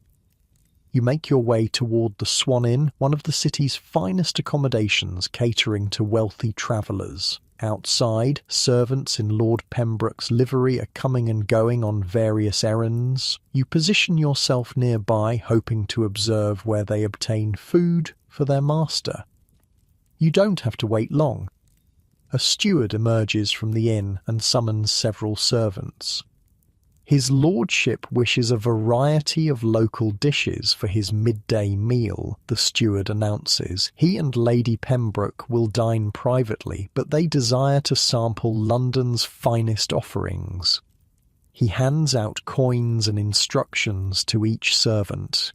"John, go to Peter the cook on Thames Street for the meat pasties. His lordship specifically requested those. Richard to the pie shop near the Guildhall for their venison pies. Thomas, find that spice cellar in Cheapside. Lady Pembroke wants more of that special blend she enjoyed on our last visit." So even the nobility patronize cook shops, not for their daily sustenance perhaps, but as a culinary adventure, sampling local specialties when travelling. You decide to follow John, the servant dispatched to purchase meat pasties. He makes his way confidently through the streets, clearly familiar with the city and his destination. Eventually, he arrives at a substantial cookshop near the river, larger and more impressive than any you've seen so far. Unlike the simple stalls and lean-tos that serve the poor, this establishment has solid stone walls, large windows, and an imposing door. A painted sign depicts various savoury pies and pastries, with the name Peter the Cook emblazoned in gold lettering. Inside, the difference is even more striking. The counter is polished wood, the floor swept clean, and the cooking area is partially separated from the customer space by a decorative screen. Several well-dressed patrons are already being served, while a trio of cooks works efficiently in the background. John approaches the counter and is immediately recognised. "Ah, Lord Pembroke's man," exclaims the proprietor, presumably Peter himself. "We've been expecting you. His lordship always visits us when he's in London. He speaks highly of your pasties," John says, "requests a selection of your finest for his lordship and lady's private dinner." Peter beams with pride. "I have just the thing. Fresh made this morning, beef with marrow, chicken with herbs from my own garden, and a special venison pasty with spices from the East. Will that suit?" "Perfectly," John confirms, and he asked specifically about that special sauce you served last time, the galantine, of course, made with the finest imported galangal, just as his lordship prefers. You're impressed by the transaction. This is clearly no ordinary cookshop, but a high-end establishment catering specifically to wealthy patrons who can afford premium ingredients and exotic spices. As Peter carefully packages the pasties in clean linen, you strike up a conversation with another customer, a prosperous-looking merchant waiting for his order. "Do many nobles buy from cook shops?" you ask casually. He looks amused. "From ordinary shops? Rarely. From Peter and a few others of his calibre? Certainly. The finest cook shops are known throughout the realm. Some nobles send servants from their country estates to bring back Peter's pasties when they can't come themselves." "Isn't that unusual? I thought the wealthy had their own cooks." "They do," he confirms. "Extensive kitchen staff in their main households. But when travelling, or when they desire something specific," he shrugs. "Even the king's household sometimes purchases from the finer establishments, though they'd never admit it publicly." This revelation changes your understanding of medieval fast food. It's not just sustenance for the poor or convenience for the middle class. At its highest levels, it's a luxury product sought after by the most discerning palates. When John leaves with his carefully wrapped purchases, you follow discreetly. Rather than returning directly to the Swan Inn, he makes several more stops, at a wine merchant, a spice seller, and finally at a small unmarked shop from which he emerges with a small ceramic pot sealed with wax. Curious about this last purchase, you approach the shop. Inside, a well-dressed man presides over a space filled with delicious smells. Along one wall, small pots similar to the one John carried are arranged on shelves. "Welcome," the proprietor says. "How may I serve you today?" "I'm just curious," you admit. "I saw a noble's servant leave with one of your pots." The man smiles knowingly. "Ah, for Lord Pembroke, yes, one of my special sauces, a galantine made with galangal, as is his preference."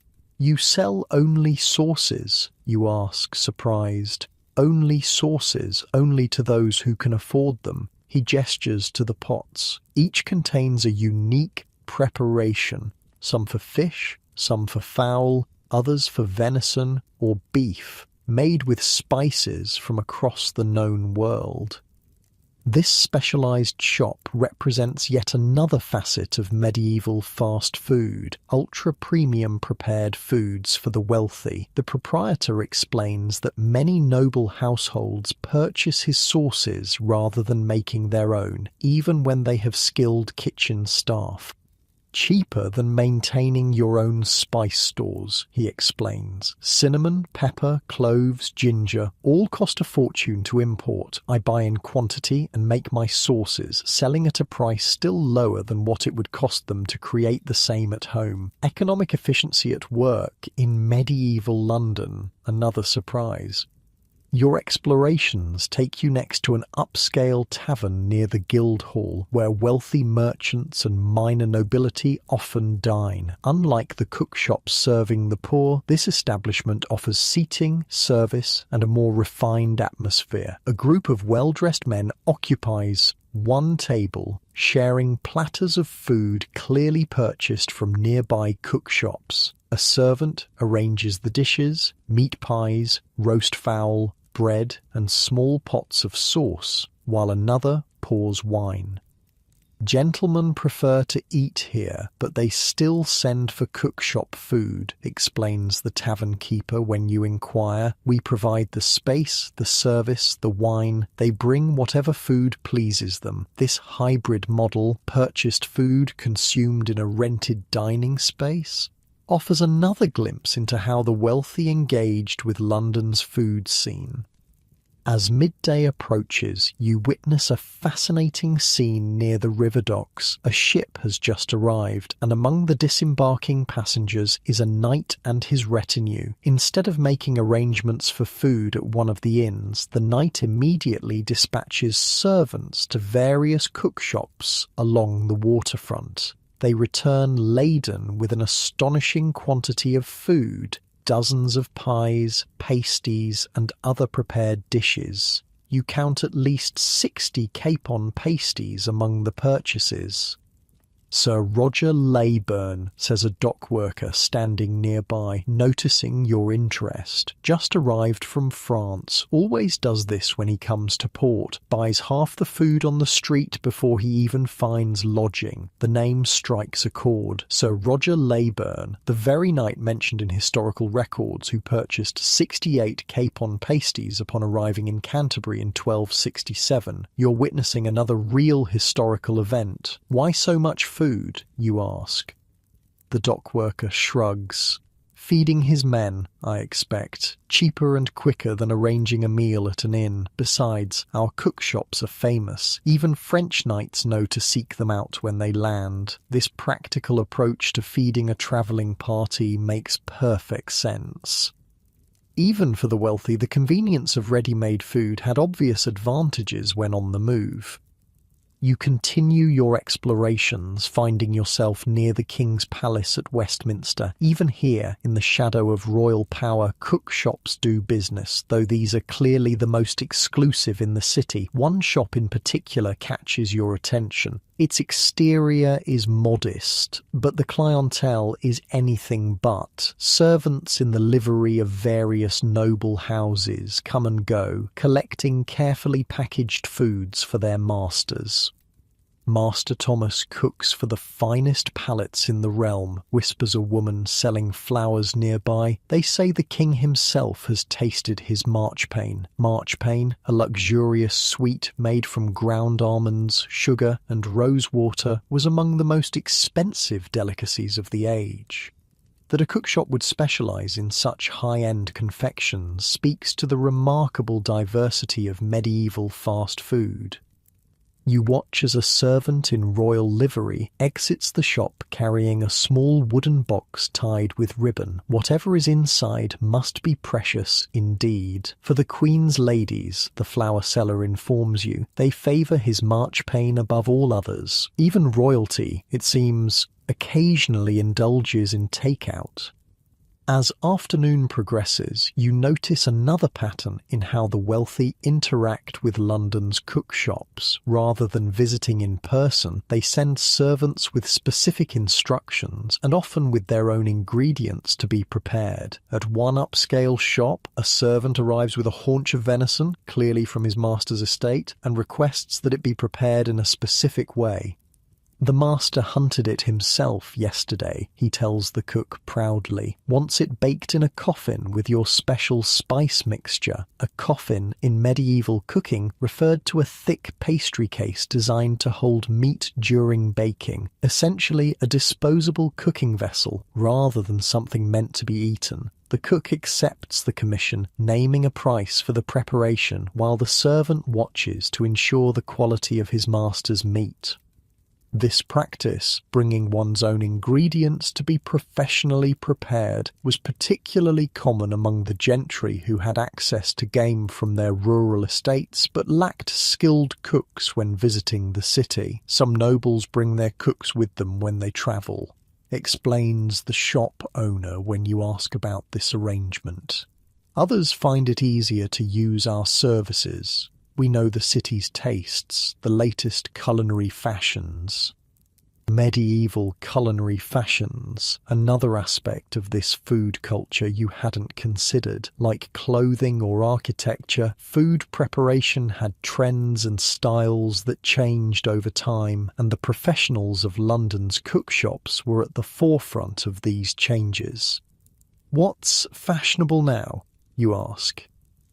Subtleties, he says, referring to the elaborate decorative dishes that concluded noble feasts. Everyone wants them for their banquets, sculptures of marchpane or sugar paste, gilded with real gold leaf, depicting scenes from scripture or chivalric tales. These weren't everyday fare even for the wealthy, but for special occasions the most skilled cookshop owners might be commissioned to create these edible art pieces for noble banquets. Late afternoon finds you at the riverside again, where you observe another aspect of upscale medieval fast food, catering. A wedding feast is being prepared at a wealthy merchant's house, and rather than relying solely on their household staff, the family has engaged several cookshops to provide specific dishes. Servants hurry back and forth carrying covered trays and large pots. From one shop comes elaborately decorated pies, from another roasted fowl, from a third various sweet confections. No household kitchen could produce such variety, explains a pastry cook delivering a tray of delicate wafers. Not even the wealthiest. Each shop specializes. That's how we maintain quality. This division of labor and specialization was a sophisticated response to the challenges of feeding large groups at special events. Even those with their own cooking facilities often turned to professionals for important occasions. As evening approaches, you find yourself near an elegant inn favoured by foreign merchants. The clientele is diverse: Italians, Germans, Flemish, and others from across Europe. Here you notice something interesting. Many of these wealthy visitors explicitly seek out London's cookshops, not out of necessity, but out of culinary curiosity. In Florence, we have nothing like your meat pies, an Italian merchant tells his English host as they enjoy pastries purchased from a nearby shop. I come to London as much for these as for the wool trade. This gastronomic tourism suggests that London's cookshops had developed specialties recognised beyond England's borders, signature dishes that visitors sought out, much as modern travellers might seek specific restaurants or street food vendors in foreign cities. The common thread through all these observations is clear. Medieval fast food wasn't just sustenance for the poor or convenience for the middle class. At its highest levels, it represented culinary craftsmanship that appealed even to the most privileged palates. As darkness falls, you find yourself at the Swan Inn again, watching as the food purchased earlier is served to Lord Pembroke and his party. The nobleman sits at a private table, sampling the various pasties and pies while discussing their merits with his companions. Peter's pastry has improved since last year, he declares loud enough for you to overhear. The balance of spices in the venison is particularly fine. A servant offers him a small pot, the galantine sauce purchased earlier. "Ah, perfect," the Lord says after tasting. "Tell me, did you secure the recipe as I asked?" The steward bows. "The sauce maker refused, my lord, says it's a closely guarded secret passed down from his grandfather." Lord Pembroke laughs good-naturedly. "As expected. Well, we shall simply have to return to London whenever we desire it. Some treasures cannot be transported to the country." This conversation illuminates another aspect of medieval food culture, the tension between rural self-sufficiency and urban specialization. A nobleman like Pembroke would have extensive food production capabilities on his country estates, but certain refined preparations remain the exclusive domain of urban specialists. Later that evening you observe the inn's common room, where lesser members of the noble party, knights, clerks and higher servants, are dining. Like their lord, they too have purchased food from various cookshops, though of somewhat less exalted quality. They compare their meals, arguing good-naturedly about which shop makes the best pasties or the finest sauces. One man insists that a certain cook near the Guildhall makes better venison pie than the famous Peter, causing heated debate among his companions. "I'll wager 10 shillings that you cannot tell the difference in a blind tasting," challenges one man. "Done," replies the first. "Tomorrow we shall put it to the test." These men clearly take their food seriously, another indication that cookshop offerings weren't merely functional, but objects of connoisseurship and discernment. As the night grows later, you notice servants from various noble households congregating in a corner of the inn's yard, sharing leftovers from their master's meals and comparing notes on the best shops.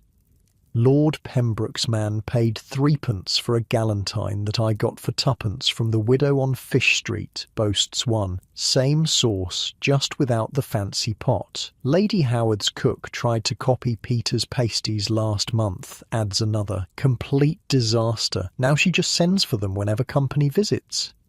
This servant grapevine represents another layer in the complex relationship between the upper classes and London's cook shops. The servants' intimate knowledge of the city's food landscape often guided their masters' choices, a medieval version of insider food tips.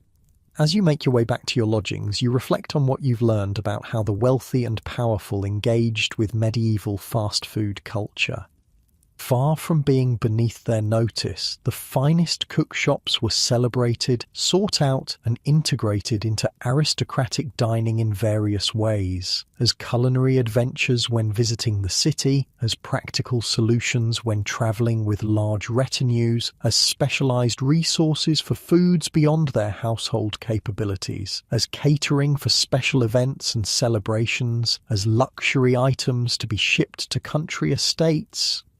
The relationship wasn't simply transactional, it was cultural. The best cookshops weren't just feeding people, they were preserving and advancing culinary traditions, developing specialties that became part of London's identity, creating foods distinctive enough to attract visitors from across Europe.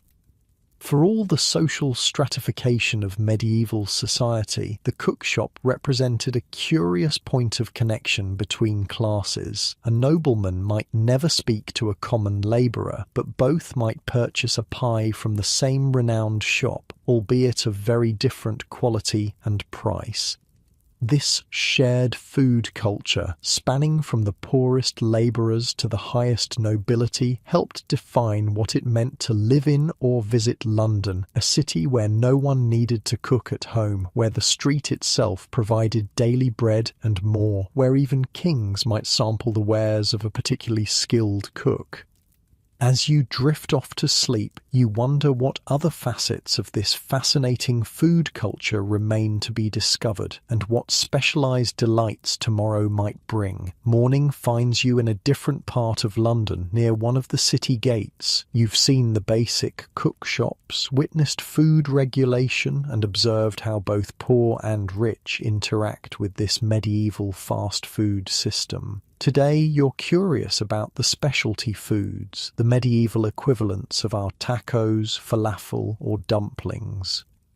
The area near the gate bustles with activity, travellers arriving and departing, merchants setting up for the day, locals passing through on their way to work, and feeding this diverse crowd is an equally diverse array of food vendors, many specialising in dishes you haven't seen elsewhere in the city.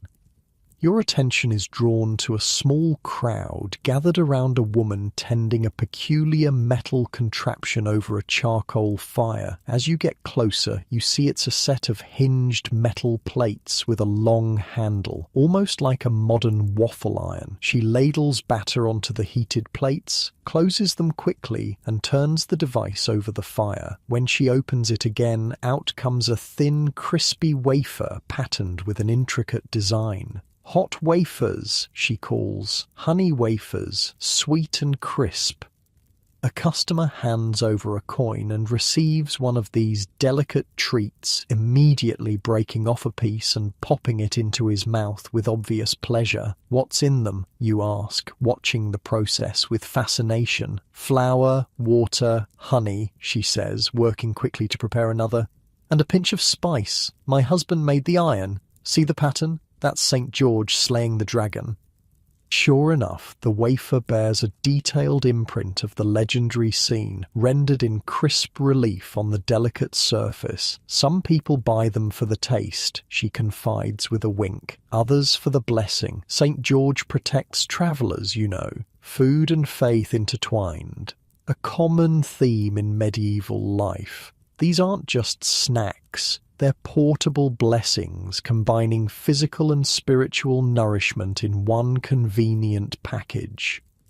A short distance away, another vendor sells a different kind of waffle, thicker, softer, more like what we'd recognize today. His cooking iron creates a honeycomb pattern, and he offers various toppings, honey, fruit preserves, even a sprinkle of expensive sugar for those who can afford it.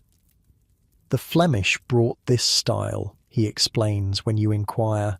Been making them this way for 20 years now, popular with children and ladies especially. You buy one, topped with a tart berry preserve. It's sweet, crisp at the edges, but tender inside, and utterly delicious. An unexpected bit of refinement in street food. Some cook shops do only these, the vendor tells you. Nothing else. That's how I learned the trade. Working for Old Willem on Bread Street. Had 5 waffle irons going at once, he did, all with different patterns. This specialization is a reminder of how developed medieval food culture really was. These weren't jack-of-all-trades vendors selling whatever they could make. Many were highly specialized artisans who had perfected a single item. Moving on, you encounter a woman selling what looks like small hand pies from a large basket. Fresh rissoles, she calls, sweet with fig and apple, savory with pork and herb, 3 for a penny. Rissoles. You've heard about these. They're mentioned in medieval French texts like The Cries of Paris by Guillaume de Villeneuve, who described vendors selling wafers, waffles, and rissoles. What exactly is a rissole, you ask, examining the half-moon-shaped pastries in her basket. Depends who's making them, she says with a shrug. Mine are hand pies, fried crisp in good clean oil. Some make them flat like a pancake with meat inside. Others make them round like a ball. You purchase one of each variety, sweet and savoury. The sweet one contains a paste of figs, raisins and apples mixed with spices, all enclosed in a golden, crispy pastry with a distinctive yellow tint. Saffron in the dough, she explains, noticing your examination. Just a pinch. Gives the colour. makes them look richer. The savoury rissole contains finely ground pork mixed with herbs and a hint of garlic. Both are delicious, portable and satisfying, perfect street food for people on the move. What strikes you is how similar these are to hand pies found across cultures, from Latin American empanadas to Indian samosas to Chinese baozi.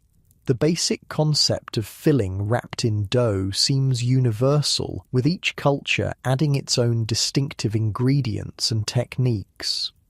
My husband's family has been making rissoles for 4 generations, the vendor tells you proudly. His grandfather learned from a French cook who came over with King Edward's queen. This culinary heritage, passed down through families and across borders, created a rich tapestry of street food traditions in medieval London. As you continue exploring, you encounter another specialised vendor, this one selling small cups of a steaming, fragrant liquid that's clearly not ale or wine.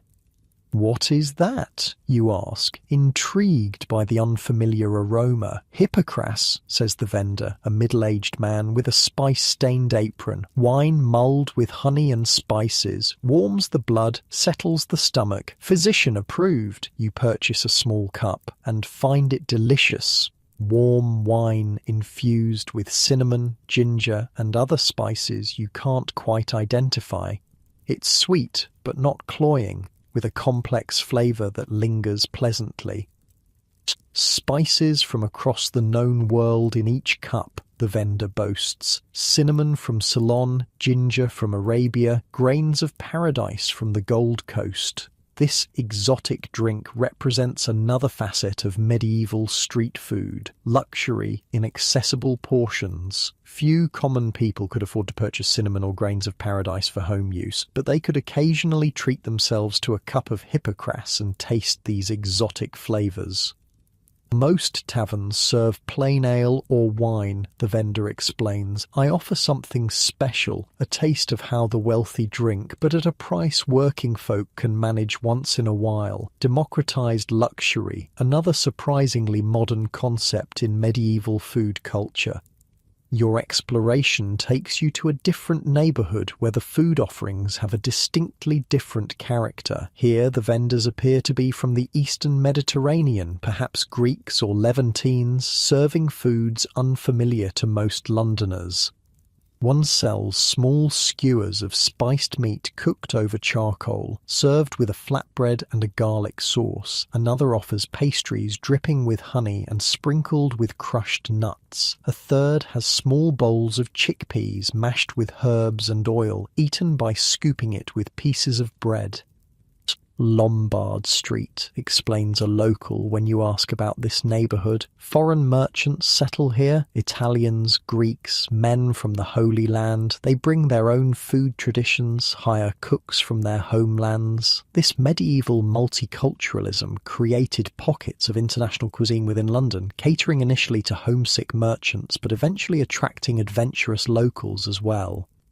Best food in London, declares an English apprentice enjoying one of the meat skewers. My master brings us here once a month as a treat, worth the extra walking. Food tourism, yet another seemingly modern concept with medieval roots. Not all specialised street food was exotic, however. Some vendors focused on hyperlocal specialties deeply rooted in English culinary traditions. One such vendor sells small pies filled with eels caught fresh from the Thames, a quintessentially London dish that would remain popular for centuries. Rivers full of them, says the eel pie seller when you express surprise at the main ingredient. Cheap protein, tastes good with herbs and a bit of salt. Been feeding Londoners since before the Romans came. The pies are surprisingly delicious. The eel meat firm but tender, well seasoned with herbs that complement rather than mask its distinctive flavour. Some folks turn their noses up, he says, noticing your enthusiasm. Foreigners especially, their loss. This pride in local specialties is evident among many vendors, each convinced that their particular offering represents the true taste of London. As midday approaches, you find yourself near the river again, where specialized vendors cater to the boatmen and dock workers who need quick, hearty meals that can be eaten with one hand while working. One popular option is handheld pasties with extra thick crusts, almost more handle than pastry, designed to be gripped by dirty hands. The thick edge would be discarded after eating the filling portion.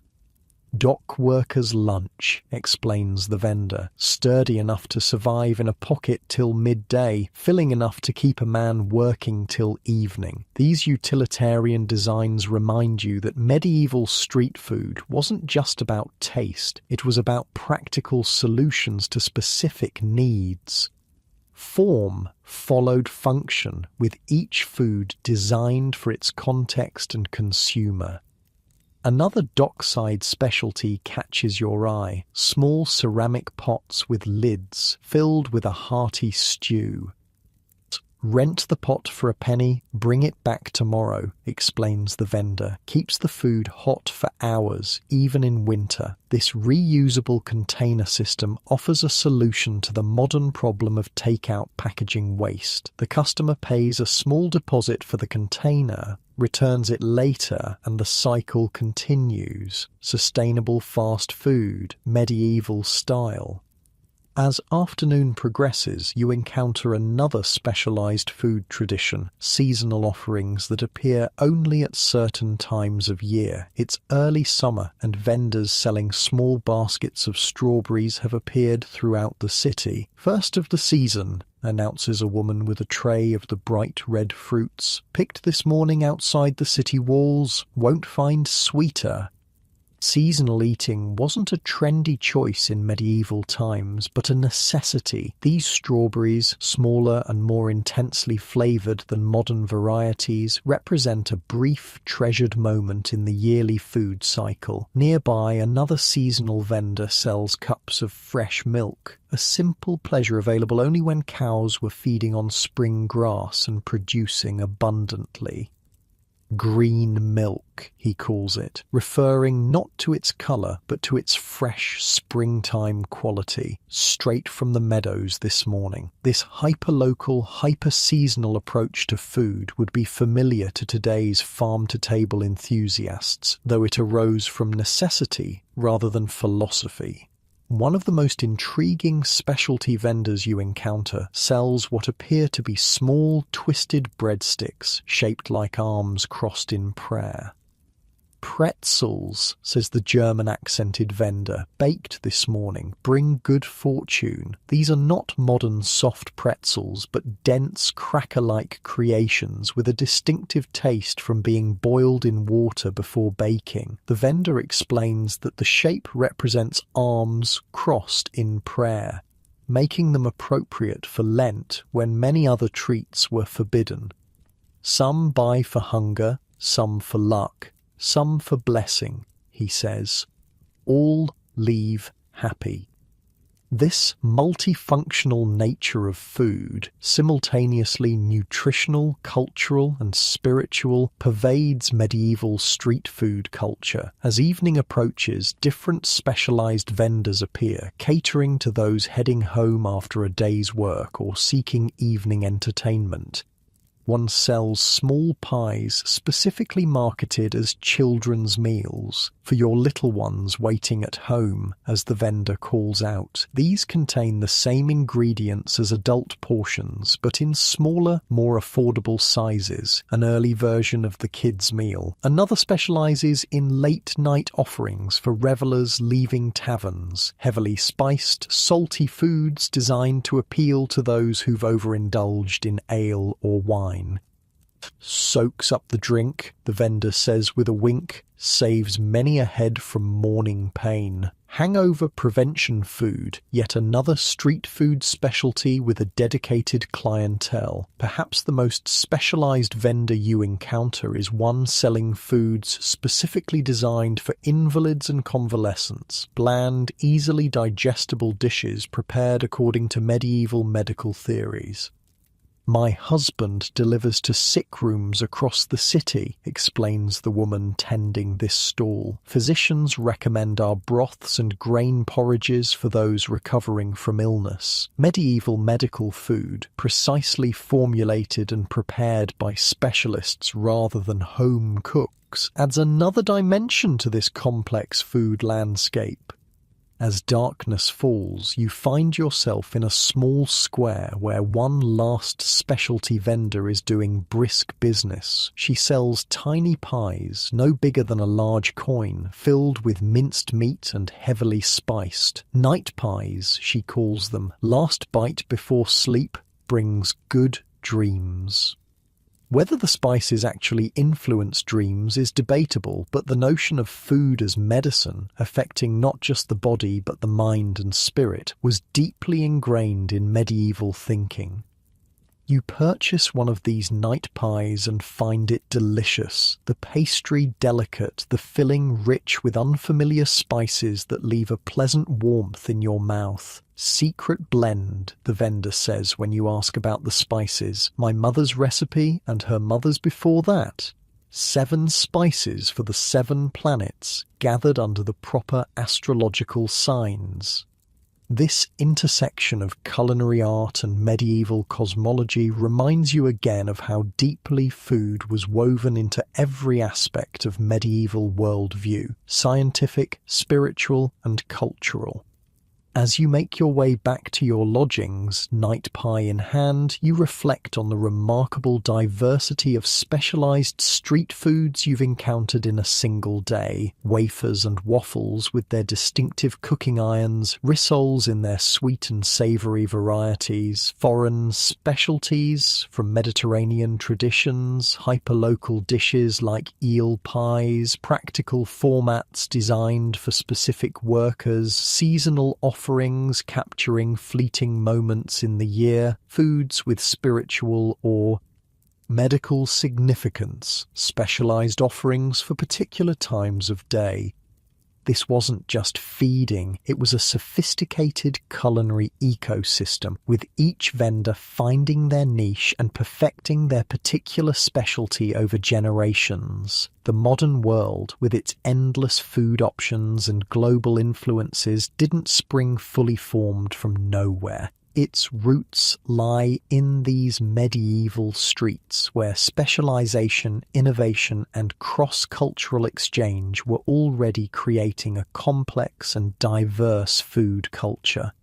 And at the center of it all was the risole, that versatile hand pie that could be sweet or savory, plain or fancy, common or exotic depending on who made it and who it was made for. Its descendant lives on in the apple pie served at modern fast food restaurants, connecting us directly to these medieval vendors and their ingenious creations.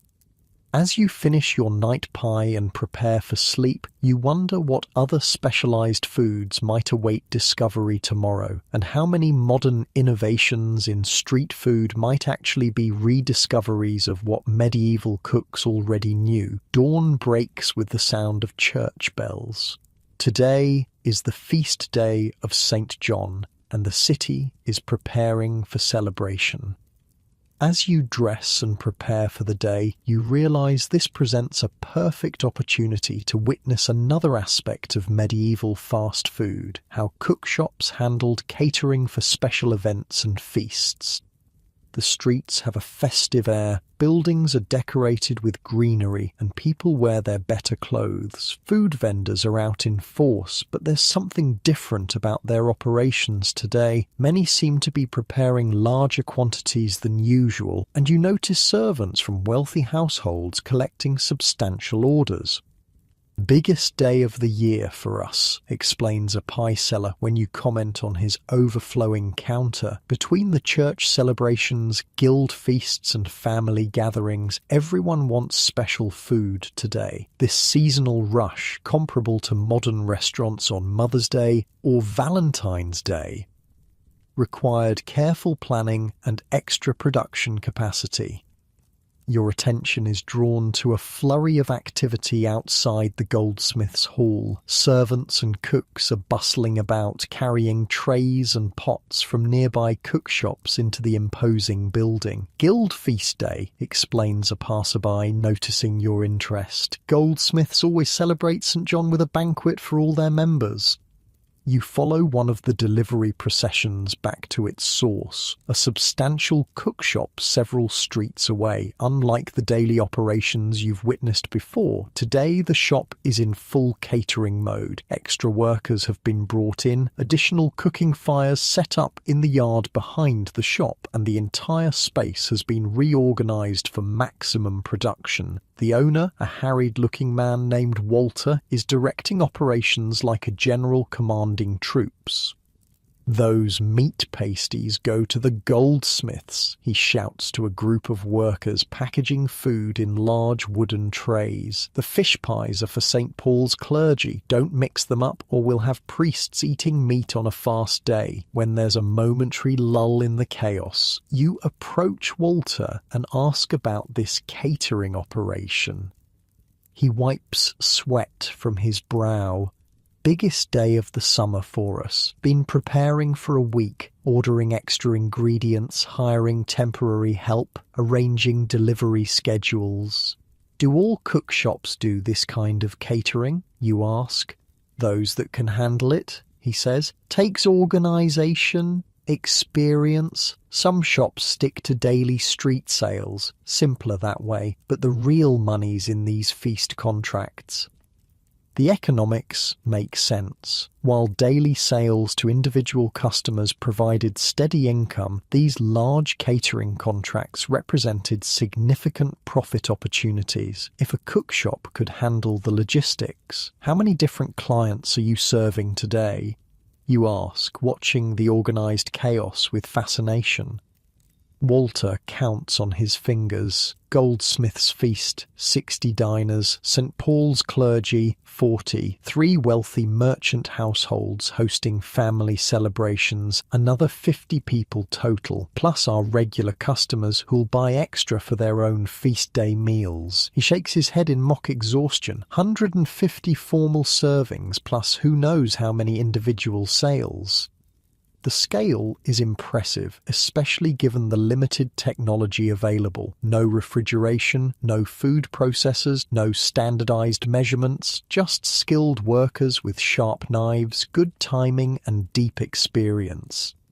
You watch as a team of workers assembles what Walter calls a subtlety, an elaborate decorative dish designed to impress feast attendees. This one is shaped like a castle, constructed from pastry and marzipan, painted with edible colours and adorned with small figures representing the goldsmiths at work.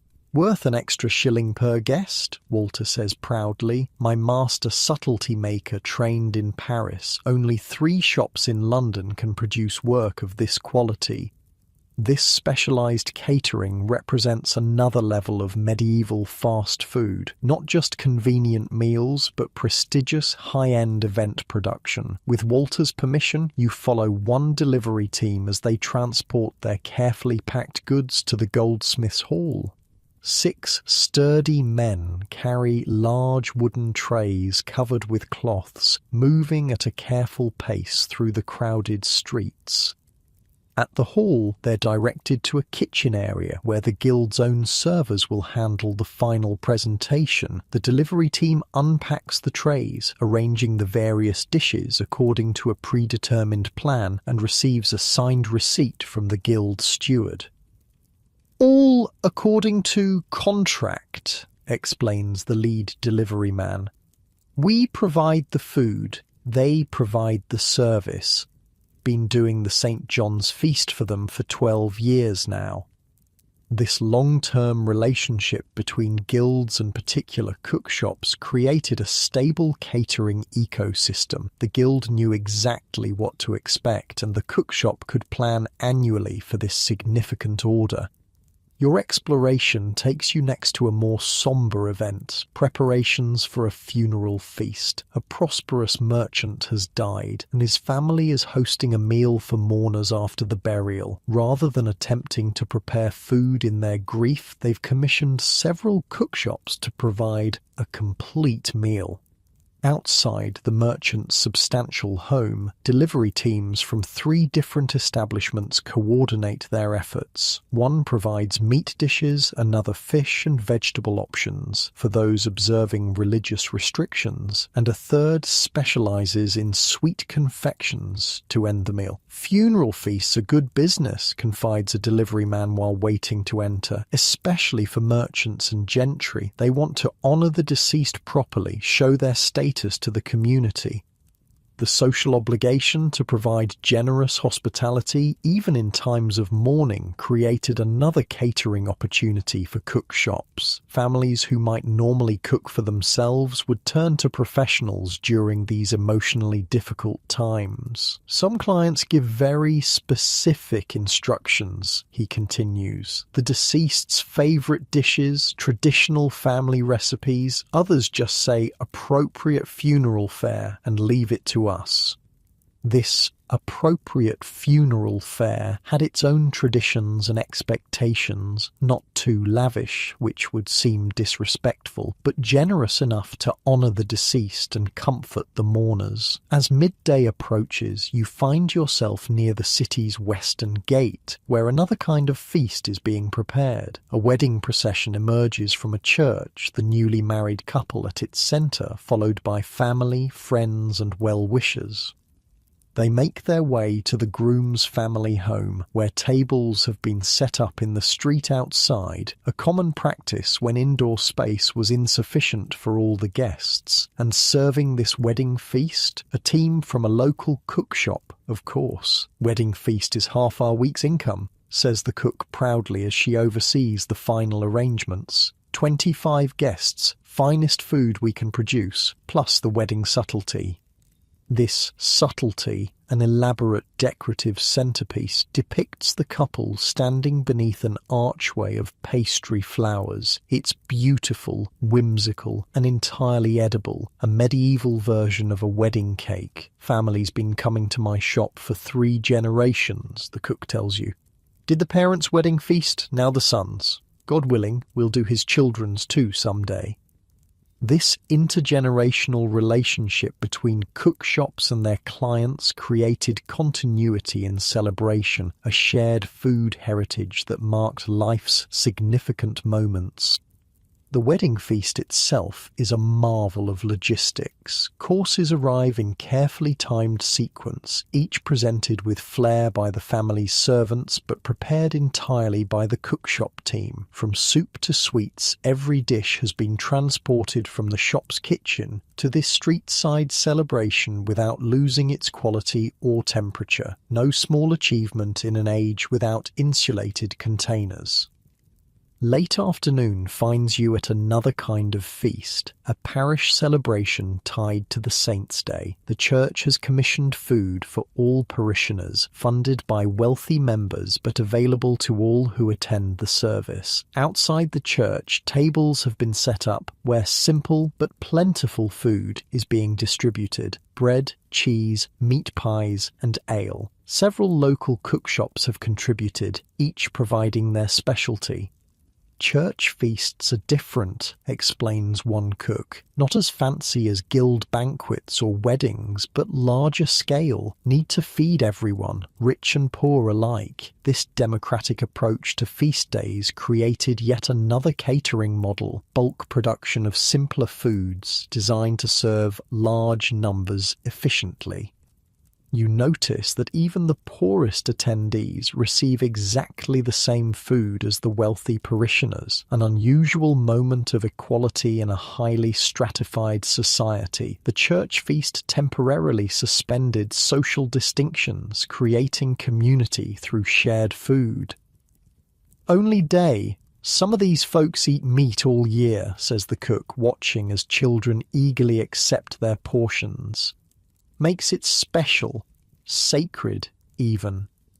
This connection between food and sacred celebration runs deep in medieval culture. The feast day wasn't just about honoring a saint, it was about physically experiencing abundance as a community, a taste of heaven on earth. As evening approaches, you witness one final type of catered event, a merchant association gathering in a rented hall. Unlike the formal guild with its official status, this is a voluntary association of traders dealing with the Baltic region.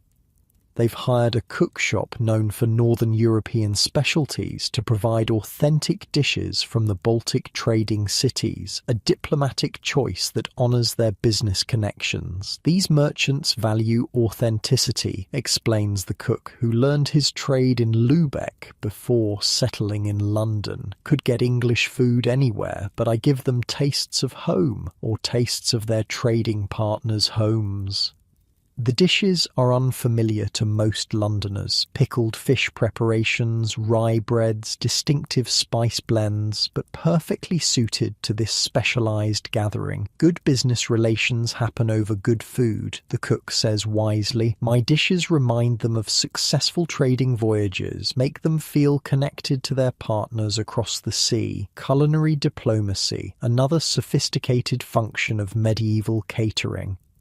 As darkness falls and the city's celebrations continue, you find yourself drawn to a small, informal gathering in a neighbourhood square. Unlike the elaborate catered events you've witnessed throughout the day, this is a community affair. Each family has contributed what they can to a shared feast. But even here, the influence of the cook shops is evident. Many families have purchased special items to contribute. A pie here, a sweet confection there, creating a patchwork feast that combines home cooking with professional touches. An old woman notices your interest and beckons you to join them. Feast days are for sharing, she says, offering you a cup of ale and a slice of pie. No one cooks everything themselves anymore, too many specialised skills needed.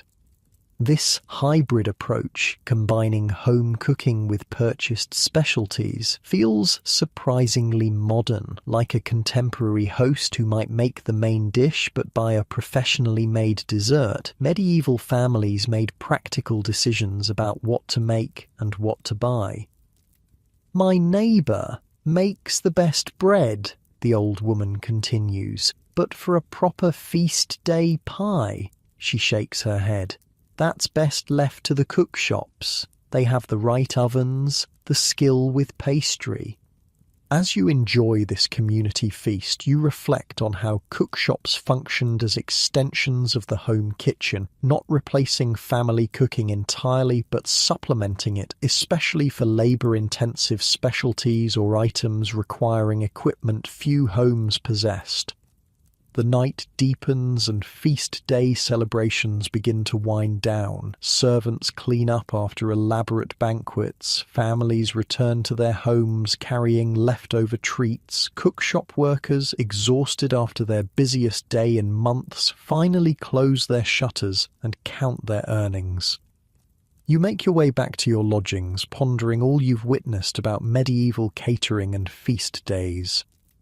The remarkable logistics required to serve hundreds of diners without modern technology, the specialised knowledge needed to create elaborate subtleties and prestigious dishes, the economic importance of feast day contracts to cook shop owners, the way professional catering marked life's significant moments, weddings, funerals, religious celebrations, the community-building function of shared meals, whether elaborate guild banquets or simple parish gatherings.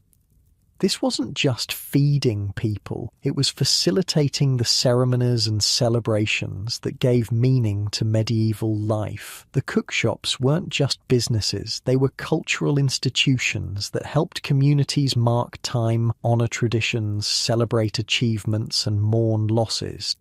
As you drift towards sleep, you realize that these medieval caterers were doing exactly what their modern counterparts do, using food to help people celebrate what matters most. The technology has changed dramatically, but the essential human desire to mark special occasions with special food remains constant across the centuries. And in that continuity lies a profound connection between those medieval feast days and our own celebrations, a shared understanding that breaking bread together, whether in joy or sorrow, strengthens the bonds that make us human. You wake to the gentle patter of rain against your window. After days of exploring medieval London's vibrant food scene, you find yourself thinking about connections, the threads that tie those ancient cookshops to our modern world of drive-thrus and delivery apps. It's your last day in medieval London. Soon you'll return to the world of refrigeration, health inspectors, and globally sourced ingredients. But first, you want to understand the legacy of what you've witnessed, how the medieval fast food system shaped society and continues to influence us centuries later. You dress and venture out despite the drizzle. The rain has thinned the usual crowds, lending the streets a contemplative atmosphere perfect for your final explorations. At a small cookshop near your lodgings, you find shelter and purchase a hot pie for breakfast. The owner, a thoughtful older man named Thomas, seems in a philosophical mood himself this morning. Been making pies for 40 years, he tells you, watching the rain through his open shutters. Same way my father taught me, same way his father taught him. Some things don't need changing. This continuity strikes you, the unbroken chain of knowledge passed down through generations of cooks, preserving techniques and recipes that worked well in their context. What's changed in your lifetime, you ask? Thomas considers this. Tastes shift. When I was a boy, we used more ginger, less cinnamon. Prices rise and fall with the harvests. But the essence, he gestures to his shop. The hearth, the counter, the basic tools, much the same. You think about the fast food restaurants of your own time, how despite all the technology and corporate systems, they still revolve around the same basic premise as Thomas's shop, providing quick, affordable, ready-to-eat food to people who can't or won't cook for themselves. Do you ever wonder what this will all look like in the future, you ask? Hundreds of years from now? Thomas laughs. Hard enough to predict next season's grain prices, let alone centuries ahead, but people will always need to eat, won't they? Always be some who can't cook for themselves, others who make their living feeding them. His simple observation captures something profound about the persistence of fast food as a concept. The specifics change, from medieval meat pies to modern hamburgers, but the fundamental human need remains constant. When the rain eases, you continue your walk through the city. Near the river, you pass the spot where you first encountered the upscale cookshops catering to wealthy patrons and travellers. Today, you notice something you hadn't before, how the entire neighbourhood has developed around this food culture. Inns and taverns cluster nearby, offering accommodation to visitors who come for business at the docks. Spice merchants have their shops within easy reach of the cookshops that buy their wares. Even the street layout seems designed to funnel hungry travellers toward the food vendors. This co-evolution of urban space and food systems makes you think about modern cities, how restaurant districts develop, how certain streets become known for particular cuisines, how food shapes the very geography of urban life. A local historian you meet confirms this observation. London grew around its food, he tells you. Markets dictated street patterns. Cookshops determined which areas thrived. Even parish boundaries sometimes followed the territories of food vendors. This food-centric urban development wasn't unique to London or the medieval period. From ancient Rome's Thermopolia to modern Tokyo's restaurant-packed subway stations, cities have always organized themselves partly around where people eat. Your wanderings take you to a quiet courtyard where an elderly cook is teaching an apprentice how to make a perfect pastry crust. You watch, invisible to them, as centuries of accumulated knowledge pass from one generation to the next through demonstration, correction, and practice. Not so much water, the master instructs. Feel the texture, like fine sand just holding together. There. That's right. This tactile knowledge, impossible to fully capture in written recipes, represents one of the most important legacies of medieval cookshops. They were living repositories of culinary wisdom, preserving and refining techniques that might otherwise have been lost. Many of these techniques have survived to the present day, though their origins are often forgotten. The laminated dough used for modern croissants, the raised coffin crusts of meat pies, the particular way a waffle iron creates its distinctive pattern, all have medieval antecedents passed down through an unbroken chain of practitioners. By midday, the rain has stopped completely, and you find yourself in a small square where a group of modern-minded cooks are discussing innovations. Unlike Thomas with his commitment to tradition, these younger cooks are eager to try new ingredients and methods. "Merchants brought back a new spice from the East," one says excitedly. "Like pepper, but sweeter, with a hint of warmth. Changes the entire character of a meat pie." "I've been experimenting with different fats for frying," says another. "Duck fat makes the crispest rissoles, though it's costly." This spirit of innovation and experimentation was as much a part of medieval food culture as tradition. Cookshops were places where new ideas could be tested, where successful innovations spread quickly through a network of professional practitioners. You think about modern fast food corporations with their test kitchens and market research, institutionalizing the same process of culinary innovation that once happened organically in medieval streets. As afternoon approaches, you visit the site where you witness the public punishment of Henry de Passalou for selling rotten meat. Today, a city health inspector is examining a cookshop nearby, a direct descendant of the medieval system of food safety enforcement.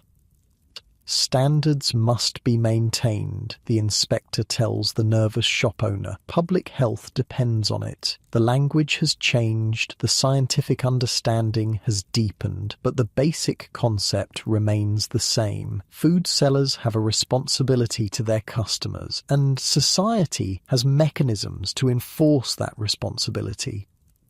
This continuity in food safety regulation represents another significant legacy of the medieval system. The modern health department, with its inspections and penalties, has roots in those early city ordinances and guild regulations. Late afternoon finds you near a church where a community feast is being prepared. Not for a saint's day this time, but for a wedding. Professional cooks work alongside family members, combining purchased items with home-cooked specialties. "Always been this way," says an old woman helping to arrange the tables. "Some things you make yourself, with love and care. Others you leave to those with the skill and tools to do them properly." This balanced relationship between home cooking and professional food production has persisted through centuries. Even in our modern world of ubiquitous takeout, most cultures maintain this distinction. Certain foods are typically homemade, others typically purchased. As the wedding feast begins, you observe how the shared meal strengthens community bonds. People who might normally have little interaction find themselves breaking bread together, sharing conversation, building connections. "Food brings us together," says the old woman, watching the celebration with obvious pleasure. "Always has, always will." This social function of shared eating spaces represents perhaps the most important legacy of medieval cookshops. They weren't just places to purchase calories, they were community hubs where people from different walks of life encountered each other, exchanged news and ideas, developed relationships. Modern fast food restaurants still serve this function to some degree, though often in a more limited way. The medieval cookshop, with its lack of seating and emphasis on takeaway, finds its closest modern parallel not in McDonald's but in the food truck, the street cart, the takeout counter, places designed for purchasing food quickly rather than lingering over it. As evening approaches and shadows lengthen, you find yourself drawn back to the first cookshop you visited on your journey, the one where you purchased that initial meat pie and began your exploration of medieval fast food. The same woman still tends the counter, calling out passers-by about her fresh, hot pies. When she notices you, a flicker of recognition crosses her face. "Back again?" she says with a smile. "Found what you were looking for in our city?" "I think so," you tell her. "I've been learning about cookshops and how they fed medieval London." She laughs. "Nothing medieval about it to us, just life as it is. People need to eat, we provide the food, simple as that." Her perspective reminds you that what seems like history to us was simply everyday reality to those who lived it. They didn't think of themselves as medieval any more than we think of ourselves as whatever label future historians might apply to our era. "Will you miss our cookshops when you're gone?" she asks, somehow sensing that you're near the end of your journey. "Very much," you admit. "There's something real about them, honest." She nods, as if this makes perfect sense. Food should be honest. No pretending humble ingredients are fancy. No disguising old meat as fresh. Just good food at a fair price, made with skill and care.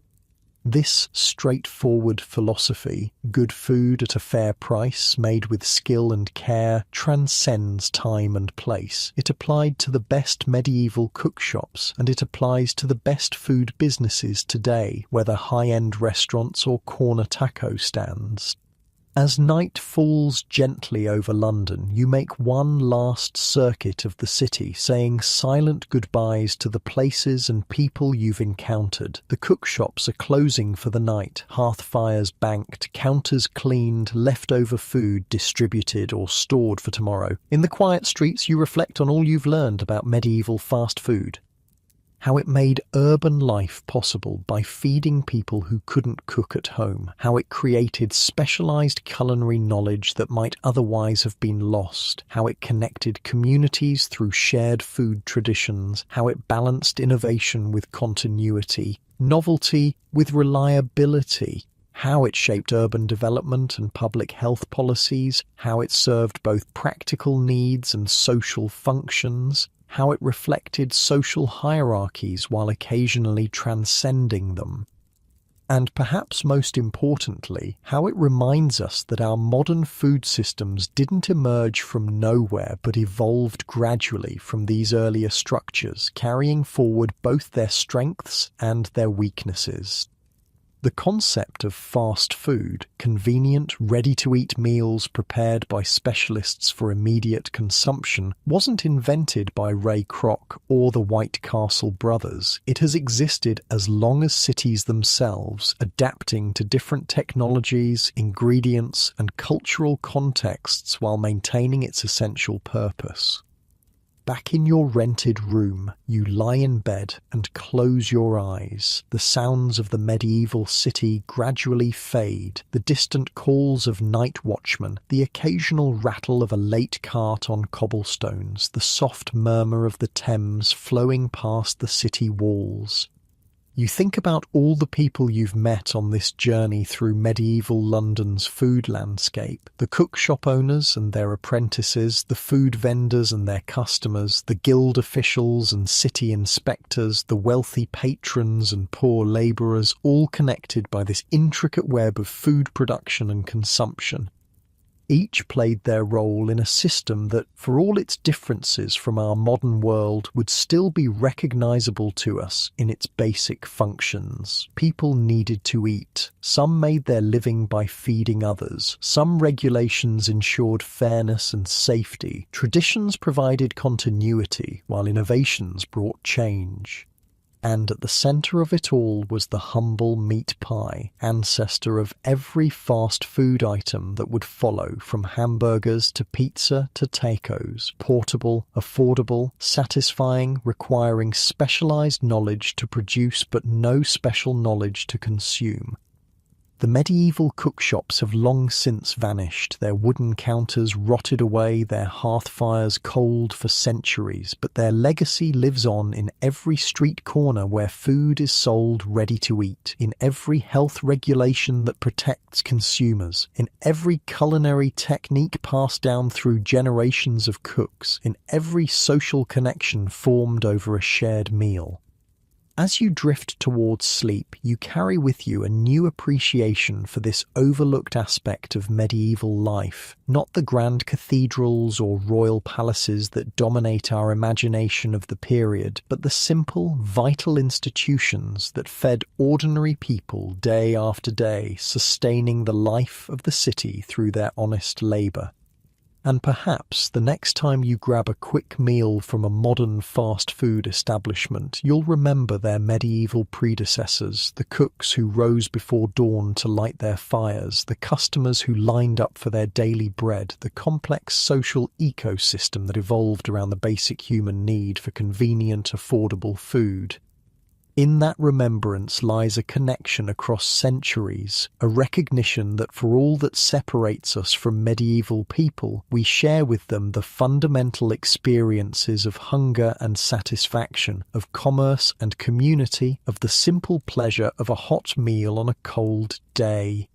Your breathing slows, your thoughts grow quiet, and you slip gently into dreams of saffron-tinted pastry and the calls of long-ago vendors offering their wares in the streets of medieval London.